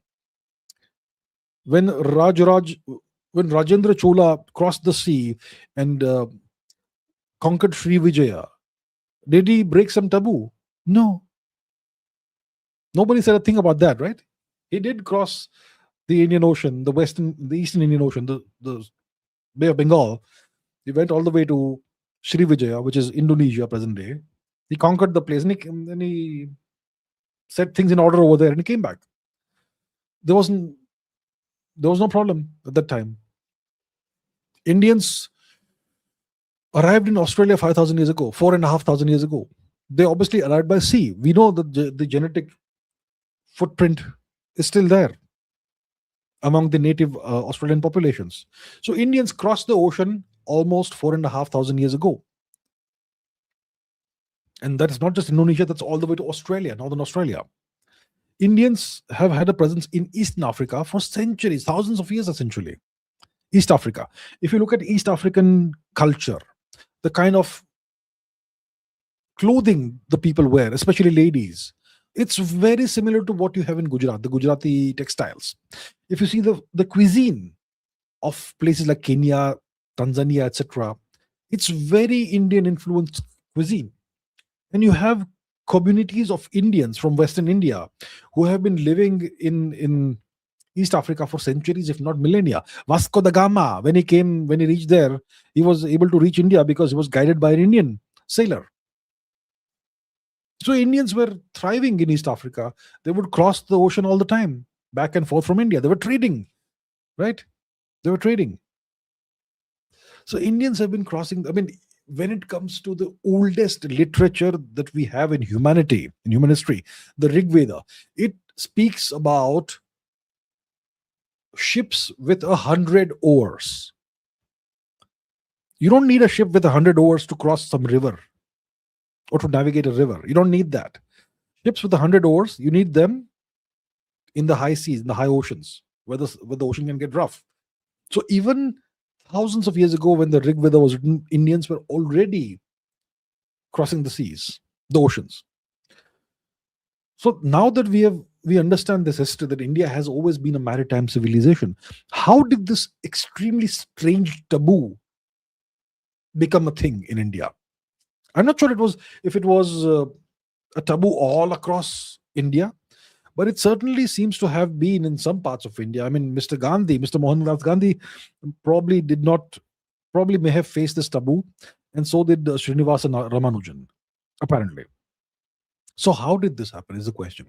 Now, we, like I said, we don't have any research papers. No historian has bothered to look into this. So let's think about it logically. India was a maritime civilization. Indians used to cross the oceans. But something happened and this became a taboo. What happened is the question. Now, what is the clue that we have? What are the clues? The taboo is a recent taboo.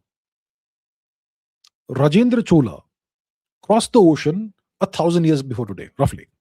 There was no taboo then. So 1000 AD, no taboo. But 1900 AD, taboo. Something happened between 1000 AD and 1900 AD. What happened? I think we all know what happened. The most traumatic event ever. The foreign occupation of India, first by the Turks and then by the British. And the Turks, when they occupied India, they were genocidal. Hundreds of millions of Indians would have been killed over the centuries. And because of that, the entire structure of Indian society crumbled. It ossified. It was no longer able to evolve naturally, the way society naturally evolves. And because there was this constant threat of murder, genocide by the Turks, I expect that the men folk of families were expected to not go and cross the ocean. They were expected to stay back home and defend the family. Most likely that's what happened. When the nation is under foreign occupation, you can't go trading. You can't go and cross the ocean when your family is at risk. They are under the threat of the Turks. So maybe that's why the taboo became a thing. And that's why it was no longer seen as reasonable behavior for somebody to cross the ocean and to go abroad in search of whatever, trade, adventure, whatever. It was no longer responsible behavior. And if you did that, you were no longer part of our community. You're gone, outcast. Maybe that's what happened. That makes sense logically, the way I see it. Okay.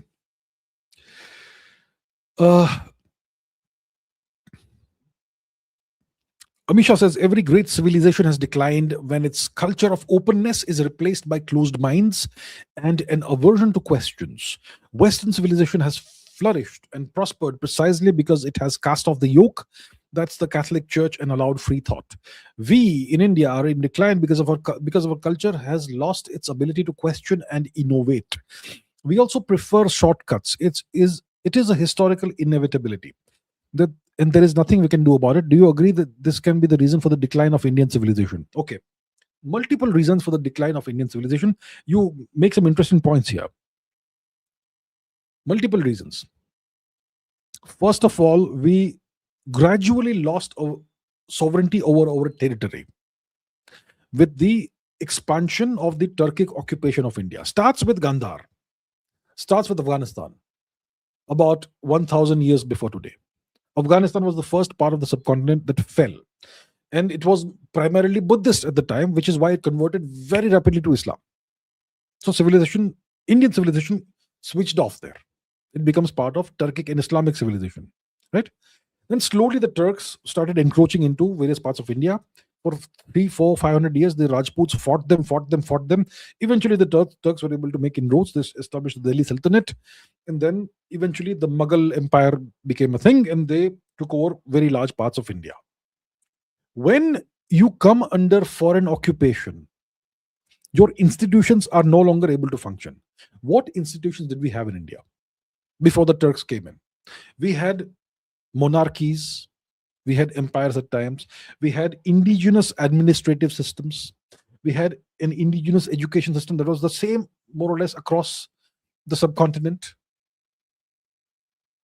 We had our own ways of conducting social rituals, marriages, weddings, childbirths, and so many other things, right? When you are under foreign occupation, none of these things, you're no longer free to do any of these things unless the foreign occupiers allow you to do it. The foreign occupiers, they had a very clear purpose in India, to convert everybody to their foreign religion. And they went to the extent of doing genocide in India multiple times. They destroyed all the temples. So the entire education system that was built around temples in northern India wiped out. Only small scale temples that somehow survived, they were able to function. Then the indigenous administrative system is gone. The great universities are destroyed and burned. So when all your knowledge is destroyed, when your system of education is destroyed, when all your intellectuals are killed off, when your kings are no longer kings or they're killed off and foreigners are ruling you, they are imposing foreign laws on you, then where can you have a culture of openness? Where can you have a culture where you can have free thought and free debate? When you are under threat of dying anytime, there's no free thought, there's no free debate, there's no innovation, there is no cultural manifestation of new cultural forms. Your music dies out, your dance forms die out, you're forced to do weddings in the middle of the night, otherwise the Turks will abduct the girls. So you see, everything, the entire society ossifies, it becomes calcified, it can't evolve, right? So that sort of thing happened, and that is the reason for the decline of Indian civilization, first of all. Then you had the Europeans who came and took over. The British did that, and the British went multiple steps further than the Turks. They said, we will not genocide the Indians. Yeah, sure, we'll starve them to death, and maybe a few 100 million we can kill off like that, but we want to mentally colonize the Indians. So they first of all abolished the whatever was surviving of the indigenous Indian education system, and then they made it mandatory for you to have an English medium education if you wanted a government job. And because they completely deindustrialized India, the only way to earn a livelihood was by having a government job. But for that, you had to know English. You had to have an English education based on the system the British had imposed on you. So that completely wiped out our society, our culture, and it planted the seeds of mental colonization and mental slavery into the minds of Indians. And that education system the British imposed still continues today. And it's an education system based on rote memorization. See, how do you actually learn something? You learn by asking questions, right? But in the Indian education system, you're not supposed to ask questions. You're supposed to answer questions. So it has completely killed off, the ability to think critically, the ability to learn things on your own. You're not supposed to ask questions. You're not supposed to learn things. You're not supposed to think critically. You're simply supposed to accept whatever you're told. These are the reasons why our civilization is dying. Now, when it comes to culture, one of the most important elements of civilization is culture, which manifests itself in multiple forms: architecture, dance, music, all of that. All of this is, and in India, in a civilization like India civilization, all of this needs state patronage. And today, in today's 21st century society, even 20th century society, there has been almost no state patronage for Indian cultural activities like dance, music. Nothing has evolved. Indian musicians are still playing the same sitar they were playing 100 years ago. The instruments haven't evolved, and the gharanas are dying out. So because there is no money now, and the masses, they now watch the cheap Bollywood music and whatnot. That's why Indian cultural forms like Indian classical dances, non-classical dances, there's no actual distinction. Indian classical music, all of this is simply dying a slow, gradual death. And the education system for it doesn't teach you how to innovate, how to question. So because of all these reasons, Indian culture, Indian civilization is declining. And if this continues another 50 years, we'll be finished. India will be a footnote in history. Okay. I still have a lot of questions that I have chosen, but I want to be able to take them because I've already crossed 2 hours. There are a lot more questions. Okay, let's take some questions that you all have asked in the live chat. Okay, I can see super chat. A whole bunch of super chats. Okay. What do we have? Amir Chaudhary is a new member. Welcome to the membership. Thank you so much. VS, namaste, namaste. Good to have you. VS has gifted 5 memberships. Thank you so much. You're so kind. Very kind of you. VS says, have to deal with Kanglu Mia from Super Slum Bangladesh. We'll deal with them. Look, I know. See, th- right now the relationship between India and Bangladesh isn't good because Bangladesh is now run by individuals who are puppets of a foreign country and who are inimical to India. And as we know, there are horrible things happening in Bangladesh right now. If you are a Hindu in Bangladesh, you don't know whether you will be alive tomorrow morning or not. That is the situation in Bangladesh. So we're going to have to deal with this, but we're going to have to deal with this judiciously, because the last thing we should do right now is to do military action, because that's what the West wants. That's what the US wants, so that they can portray us as the same as Putin, right? Even Putin is not wrong for what he has done, but whatever. So yeah, we have to deal with them. How should we deal with Bangladesh? The first thing we need to do is to expel all the illegal Bangladeshi infiltrators who are sitting in India. That's the first thing we must do. We need to expel them all. I think some action is happening on that front, but there are about 100 million possibly Bangladeshis, illegal Bangladeshi infiltrators who are embedded across India. We need to get rid of these illegal infiltrators. I have nothing against legal immigration. You come through the proper channels, apply for a visa, get a visa, then come legally. You're welcome. But my issue is with the illegal infiltrators. They need to be dealt with.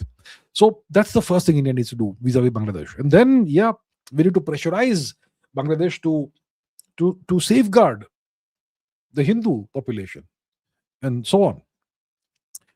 Okay, WBR says, what was the ancient and medieval age equivalent of nukes, or was there none with the deterrence and destruction capability of a nuke and nuclear weapons? Are they the first kind of their thing in history? There was no ancient equivalent of nuclear weapons. There was nothing in ancient times that could unleash that much destruction. Nothing. That sort of destructive power has only become widely available in militaries in the past couple of 100 years. And it started with gunpowder and projectiles that explode, that sort of thing. But even those explosives were nothing compared to the kind of devastation a nuclear weapon can unleash. So there was no equivalent in ancient times and medieval times of nuclear weapons. There is nothing that has ever existed that is comparable to nuclear weapons. First of their kind in human history, indeed. Ananta Subramaniam says, one historical ruler lesson individuals can apply today. What is one historical pattern you actually change your daily behavior? One historical ruler lesson individuals can apply today.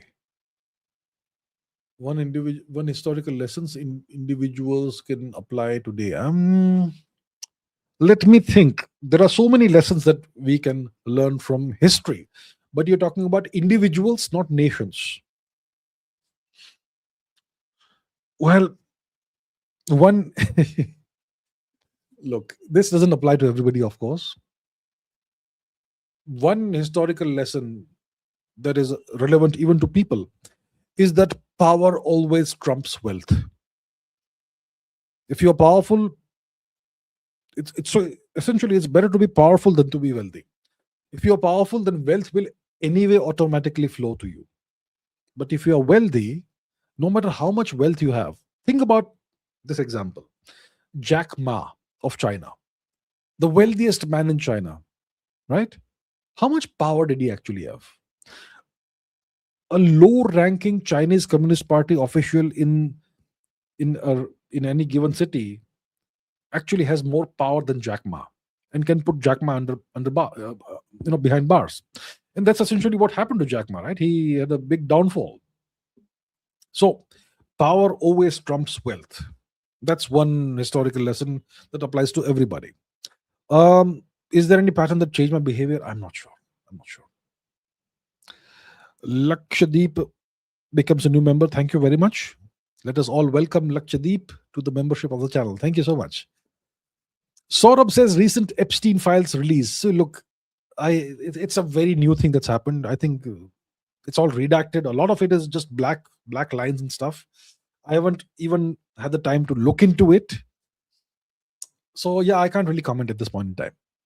Yeah, and this is anyway not a historical matter. It's more of a local matter within the United States, and it will have some geopolitical ramifications based on depending on what kind of individuals are exposed as part of this disclosure. If it can be called a disclosure, I'm not sure about if it's a disclosure or not. But yeah, so it's too early to speak about this at this point in time. Let some time go by. Let people analyze what actually has been disclosed, what has been redacted. We can't say, but what's been disclosed, maybe some people will analyze that. I won't be doing the analysis. It's not something that interests me that much, but I'll keep an eye on it to see what kind of names come out. So we'll see. WBR says, what's your opinion on the person on my profile pic? Well, a tragic person. He used to be a chef, he used to be a restaurateur, then he became the head of the Wagner Group. Yes, Mr. Yevgeny Prigozhin. And then he sadly, tragically died in a plane crash. What's my opinion? Well, he did serve his nation. He served his nation and he died the death of a warrior. Yeah, that's what I can say. Leroy Jenkins says, are Jats Iranic or Indic genetically? Jats are the Jats, I answered in great detail a while ago. The Jats are related to the Getae and the Massagatae tribes.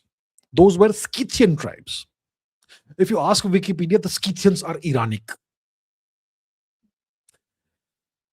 So if you want to go by the Wikipedia definition, the Jats are Iranic then.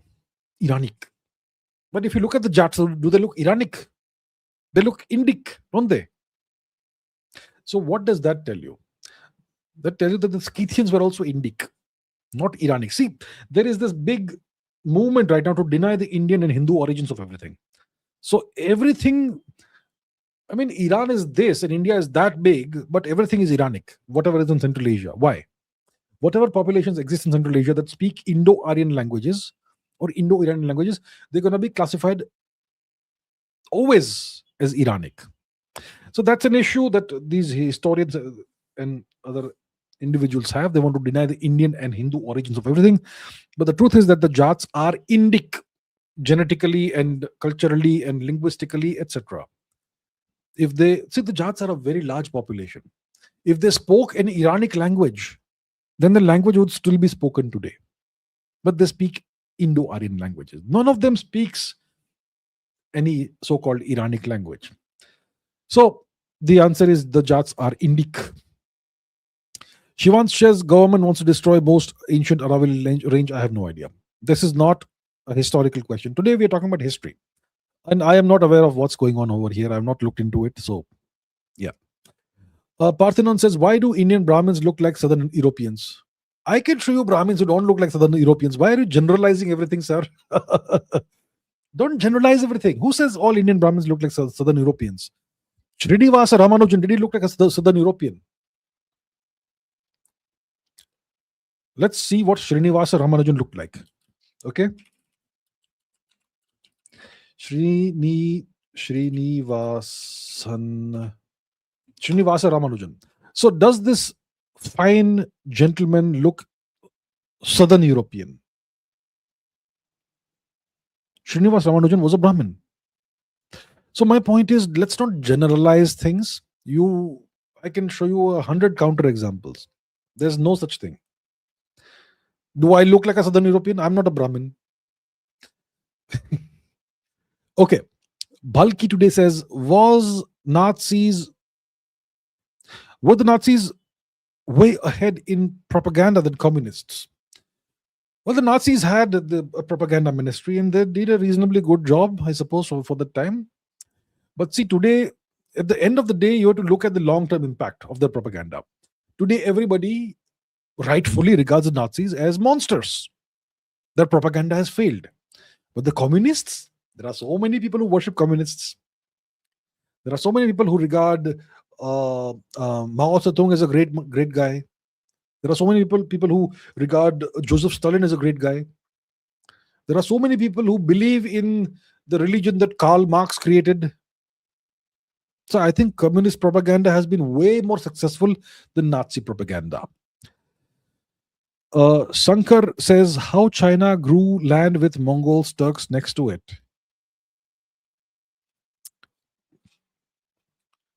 So the expansion of the Chinese empire happened at various points in time. They did a lot of expansion eastwards. They gobbled up Manchuria. There were no Mongols or Turks there. The Manchus are a different people. Eventually, the Manchus ruled China. The last dynasty to rule China was a Manchu dynasty, right? The Mongol Empire was there for only a while, and then it dissipated. It weakened. The Mongol Empire conquered China. It gave China the Yuan dynasty, which was a Mongol dynasty. And then the Mongol Empire, it just crumbled and fragmented, like all empires eventually do. And that's when China took over parts of Mongolia, and Russia took over parts of Mongolia as well. And then China used the claims, started claiming territory that the Yuan dynasty, the Yuan Empire had. So look, it's a process that happened over multiple centuries. Once the Mongol Empire was no longer a major force, the Chinese were able to take over.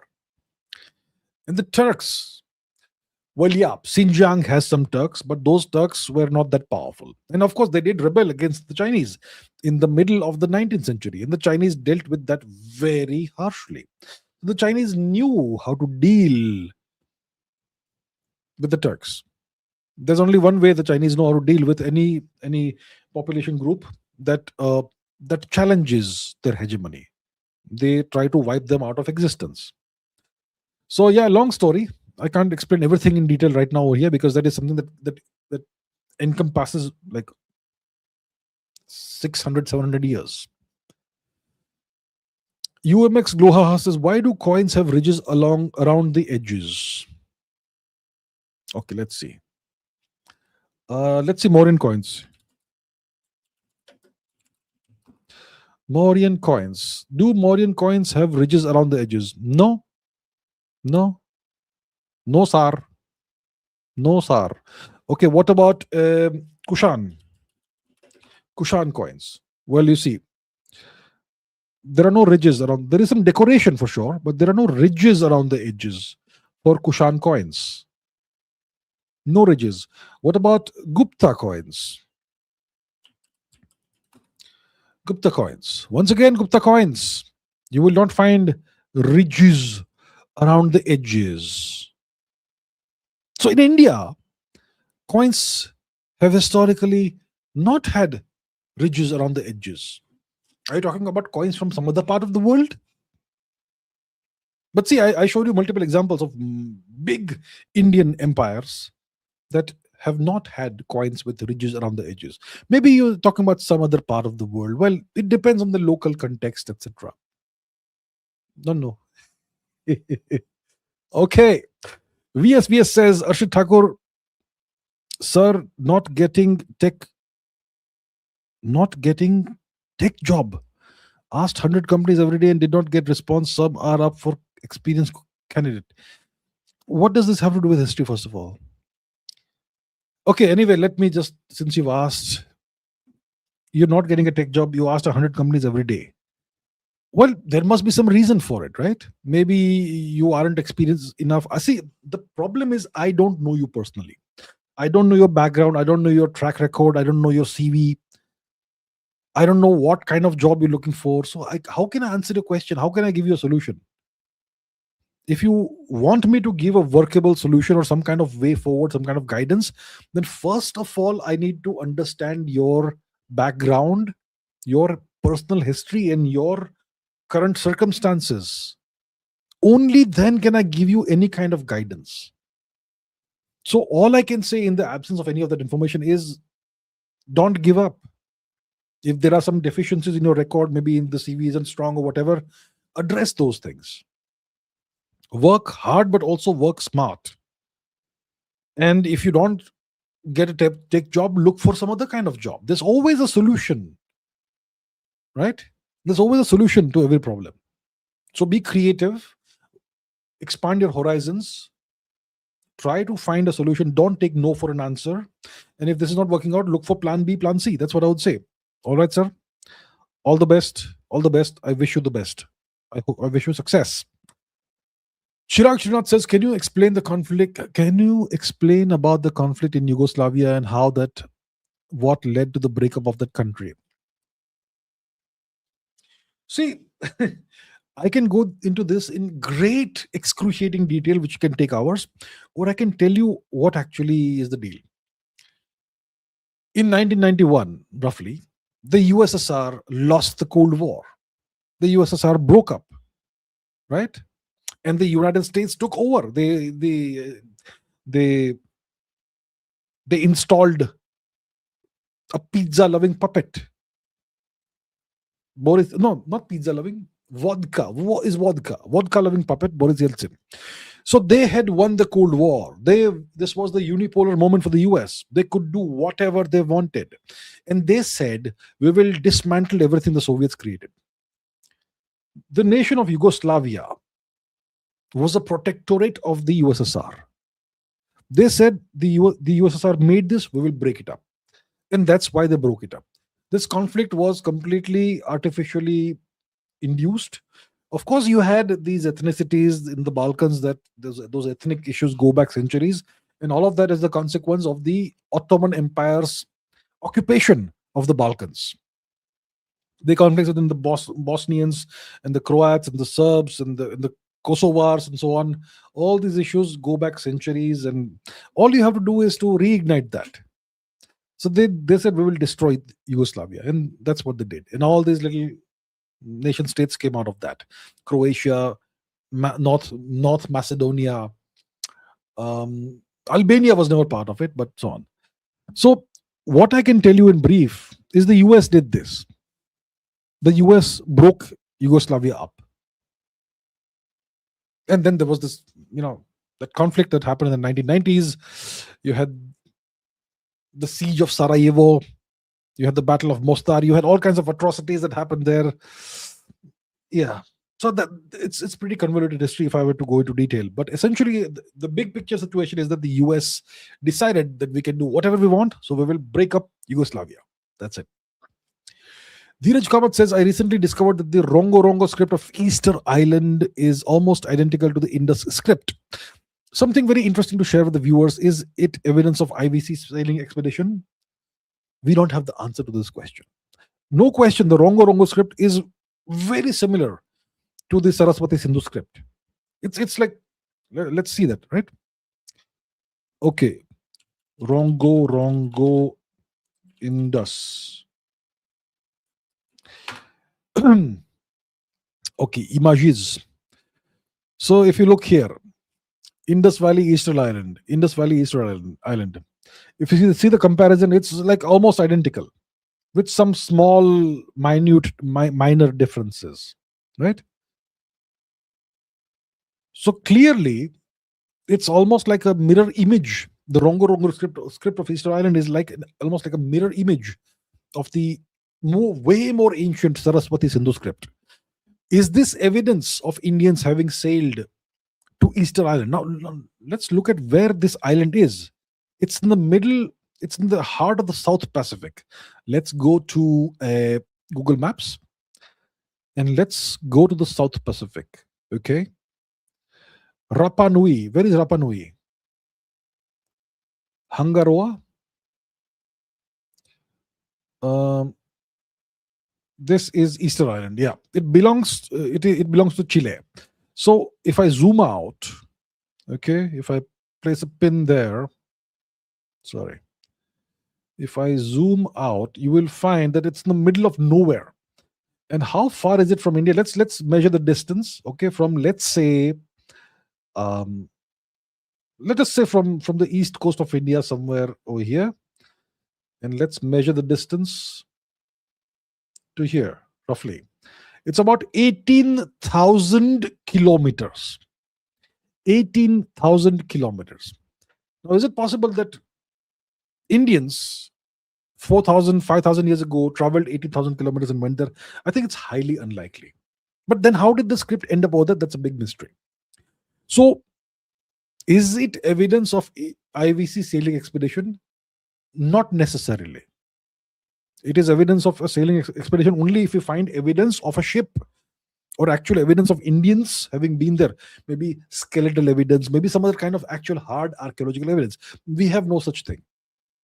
So maybe It means that maybe it could possibly mean that the people who lived on Easter Island in the past, they lived somewhere else. Maybe they came from somewhere else, and wherever they came from, maybe there was contact there with the people of ancient India. Maybe that could explain it.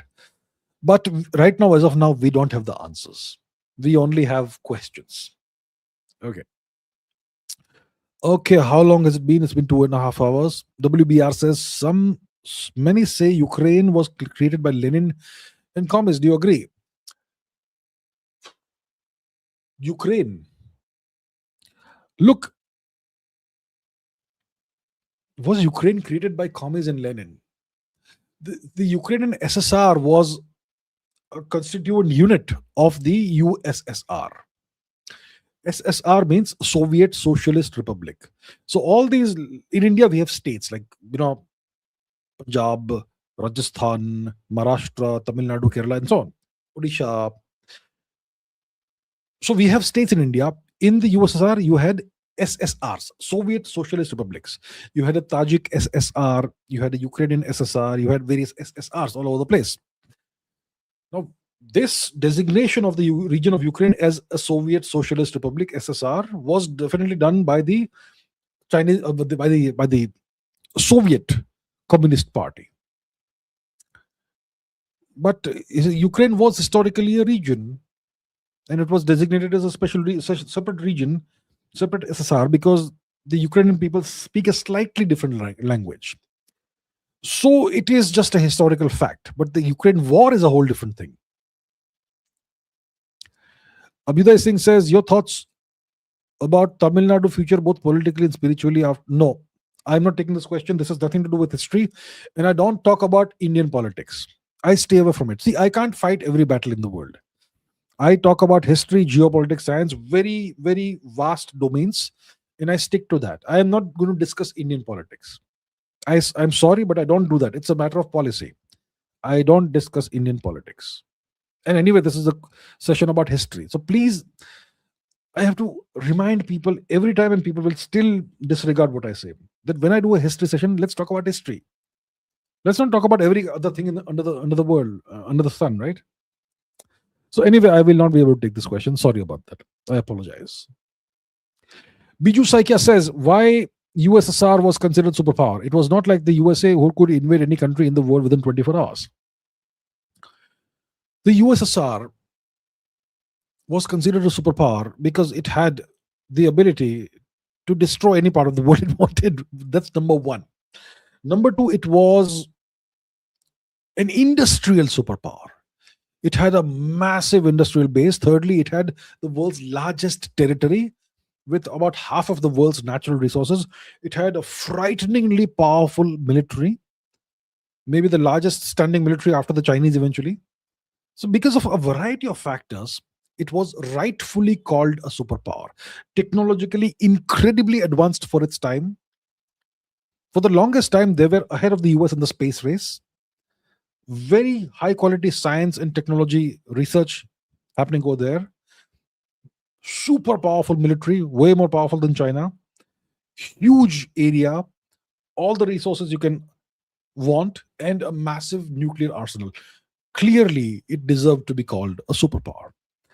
Biju Saika says, who was Catherine the Great? Why is she still celebrated in Russia even though she was German? She was a Tsarina in Russia, a female Tsar. She is celebrated because she brought Russia to a certain level of status in power. She was German indeed, and she kind of ousted her own husband, who was a Tsar. And but she overall did a good job of ruling Russia, and Russia became significantly powerful, and the prestige of Russia increased around this time, which is why she is called Catherine the Great. Yeah, maybe we can do a separate, segment on Catherine the Great. Pretty interesting and significant and consequential person. Maybe I can do that in the future. But yeah, she was one of the Russian Tsarinas. What, 18th century was it? Let's quickly look up the exact time frame that we are talking about. Catherine the Great. She came after Peter, I'm sure. Catherine the Great, Empress of Russia. Correct. 18th century. Yes. And she definitely came after Peter the Great, right? Peter the Great. Peter the Great. Yes, correct. Yes. Yeah. So my rough chronological timeline is correct, but so that's what I can say in brief about her. Dheeraj Kamath says it's short-sighted to support legal Bangladeshi immigration. I am not saying I support anything. I am saying there is a difference between legal and illegal. Now, legal immigration, we can make it as easy or as difficult as we want. I would say make it as difficult as possible for Bangladeshis, make it almost impossible. That's fine. I am not supporting Bangladeshis coming into India. I am saying, please understand the difference between legal and illegal. That's all I am saying. I am not supporting it. Why are you construing what I say as support for that? Why? I didn't say that. Please pay attention. Language and words have nuances. Please learn to understand the minute nuances between something that's like surface level and something that's slightly deeper. I do not support Bangladeshis in India. Bangladesh is a very problematic nation today. We should not even have legal immigration. We should make it as difficult as possible. But I am not. Okay. Patriot Enfield says, when will India recognize Armenian genocide? That's not our fight. When will we recognize the Indian genocide? We have suffered genocide at the hands of the Turks and at the hands of the British. We don't even recognize that, and you want to fight for the Armenian genocide. It's like the people, some parts of certain Indians, they don't care about India, but they want to support Palestine, right? It's like that, what you're saying here. Do you understand what I'm saying? Do you understand? We need to first recognize our own history. The genocides we have suffered. Why do we have to fight every fight in the world? Why? Maybe, I mean, I recognize the Armenian genocide. India officially doesn't want to get into all these matters right now. But let's first recognize about what happened to our own people, right? To our own ancestors, to our own relatives. Biju Saika says, English-speaking empires have been dominating and ruling the world for the past 3 centuries. What special did they have that the Spanish and French did not have? They were better at the organized application of violence. They were better at creating bureaucratic and governance systems that lasted and grew and supported the empire. They were better at divide and rule. They were better at colonizing and subjugating the defeated populations than the Spaniards were. They did everything better than the Spanish and the French. And that's why they have dominated the world. They created systems that worked. And I've answered this question even last week, the week before that. So, yeah.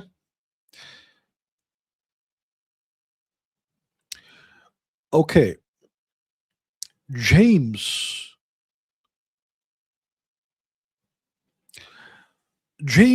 says, one second. All right, James says, we colonized you, yet you still behave uncivilized. I was in Dharavi recently, absolutely bad and horrible. Our trains and the glorious stations in Bombay, Victoria Terminus, UNESCO site, not enough. Okay. Yes, Dharavi. Well, I suppose it may not be great, Dharavi. The trains and glorious stations in Bombay, Victoria Terminus, are they in UNESCO site? Not enough. Look, I don't know what you mean by uncivilized. Poverty, if you have a state of poverty in some part of the world, does it mean that that part of the world is uncivilized? I would say uncivilized behavior is when you have no law and order, when people are doing any kind of nonsense, when you have violence, when you have that sort of thing. If you go to Dharavi, you will see no violence. It's pretty well organized. It has a GDP of more than $1 billion per year. So the people live in peace. They live in an organized manner. Everybody is employed. There is no lawlessness. There is no drunkenness. There is no homelessness in Dharavi. Everyone's employed, everyone's gainfully employed, everyone's doing some work, people are running businesses. I know it can be better. It is classified as a slum. I suppose it is a slum. And there are structural issues within India, which is why we still have these issues over here. So we will overcome these issues. No question about that. But the presence of poverty is not equivalent to the absence of civilization. Right? The trains and glorious stations in Bombay. Glorious stations. Have you been to the stations in what you call Bombay? We call Mumbai now. There's nothing glorious about those stations. And all the glory which you see from the great architecture, that came from Indian money and Indian labor, right? So, anyway, good to see you, James. Good to see you. Biju Saika says, did the word China come from Sanskrit word China? Most likely it did, yes. Most likely it came from the Sanskrit word China. Yeah. VSV says, James is always in rebellious lil bro mode. James does a great job of bringing out, issues and topics that need to be discussed. And I very much appreciate James. Very much so. And that brings me to the end of today's live stream. I have dealt with all the super chats, hopefully. All right. Okay. Yeah, I think I have answered all the super chat questions. And that should do it. All right. So thank you so much, everybody. Thank you so much for the questions. It was great once again. I am not discussing Epstein today, no. All right. I will do another live stream tomorrow, as you know, in which I will take questions about any topic. So ask me all those questions tomorrow. Thank you so much for the questions. Keep asking questions, keep learning, keep raising your standards, and I will see you in tomorrow's live stream. Until then, take care. Good day, good night, good evening, good morning, wherever you are. I'll see you tomorrow. Bye-bye.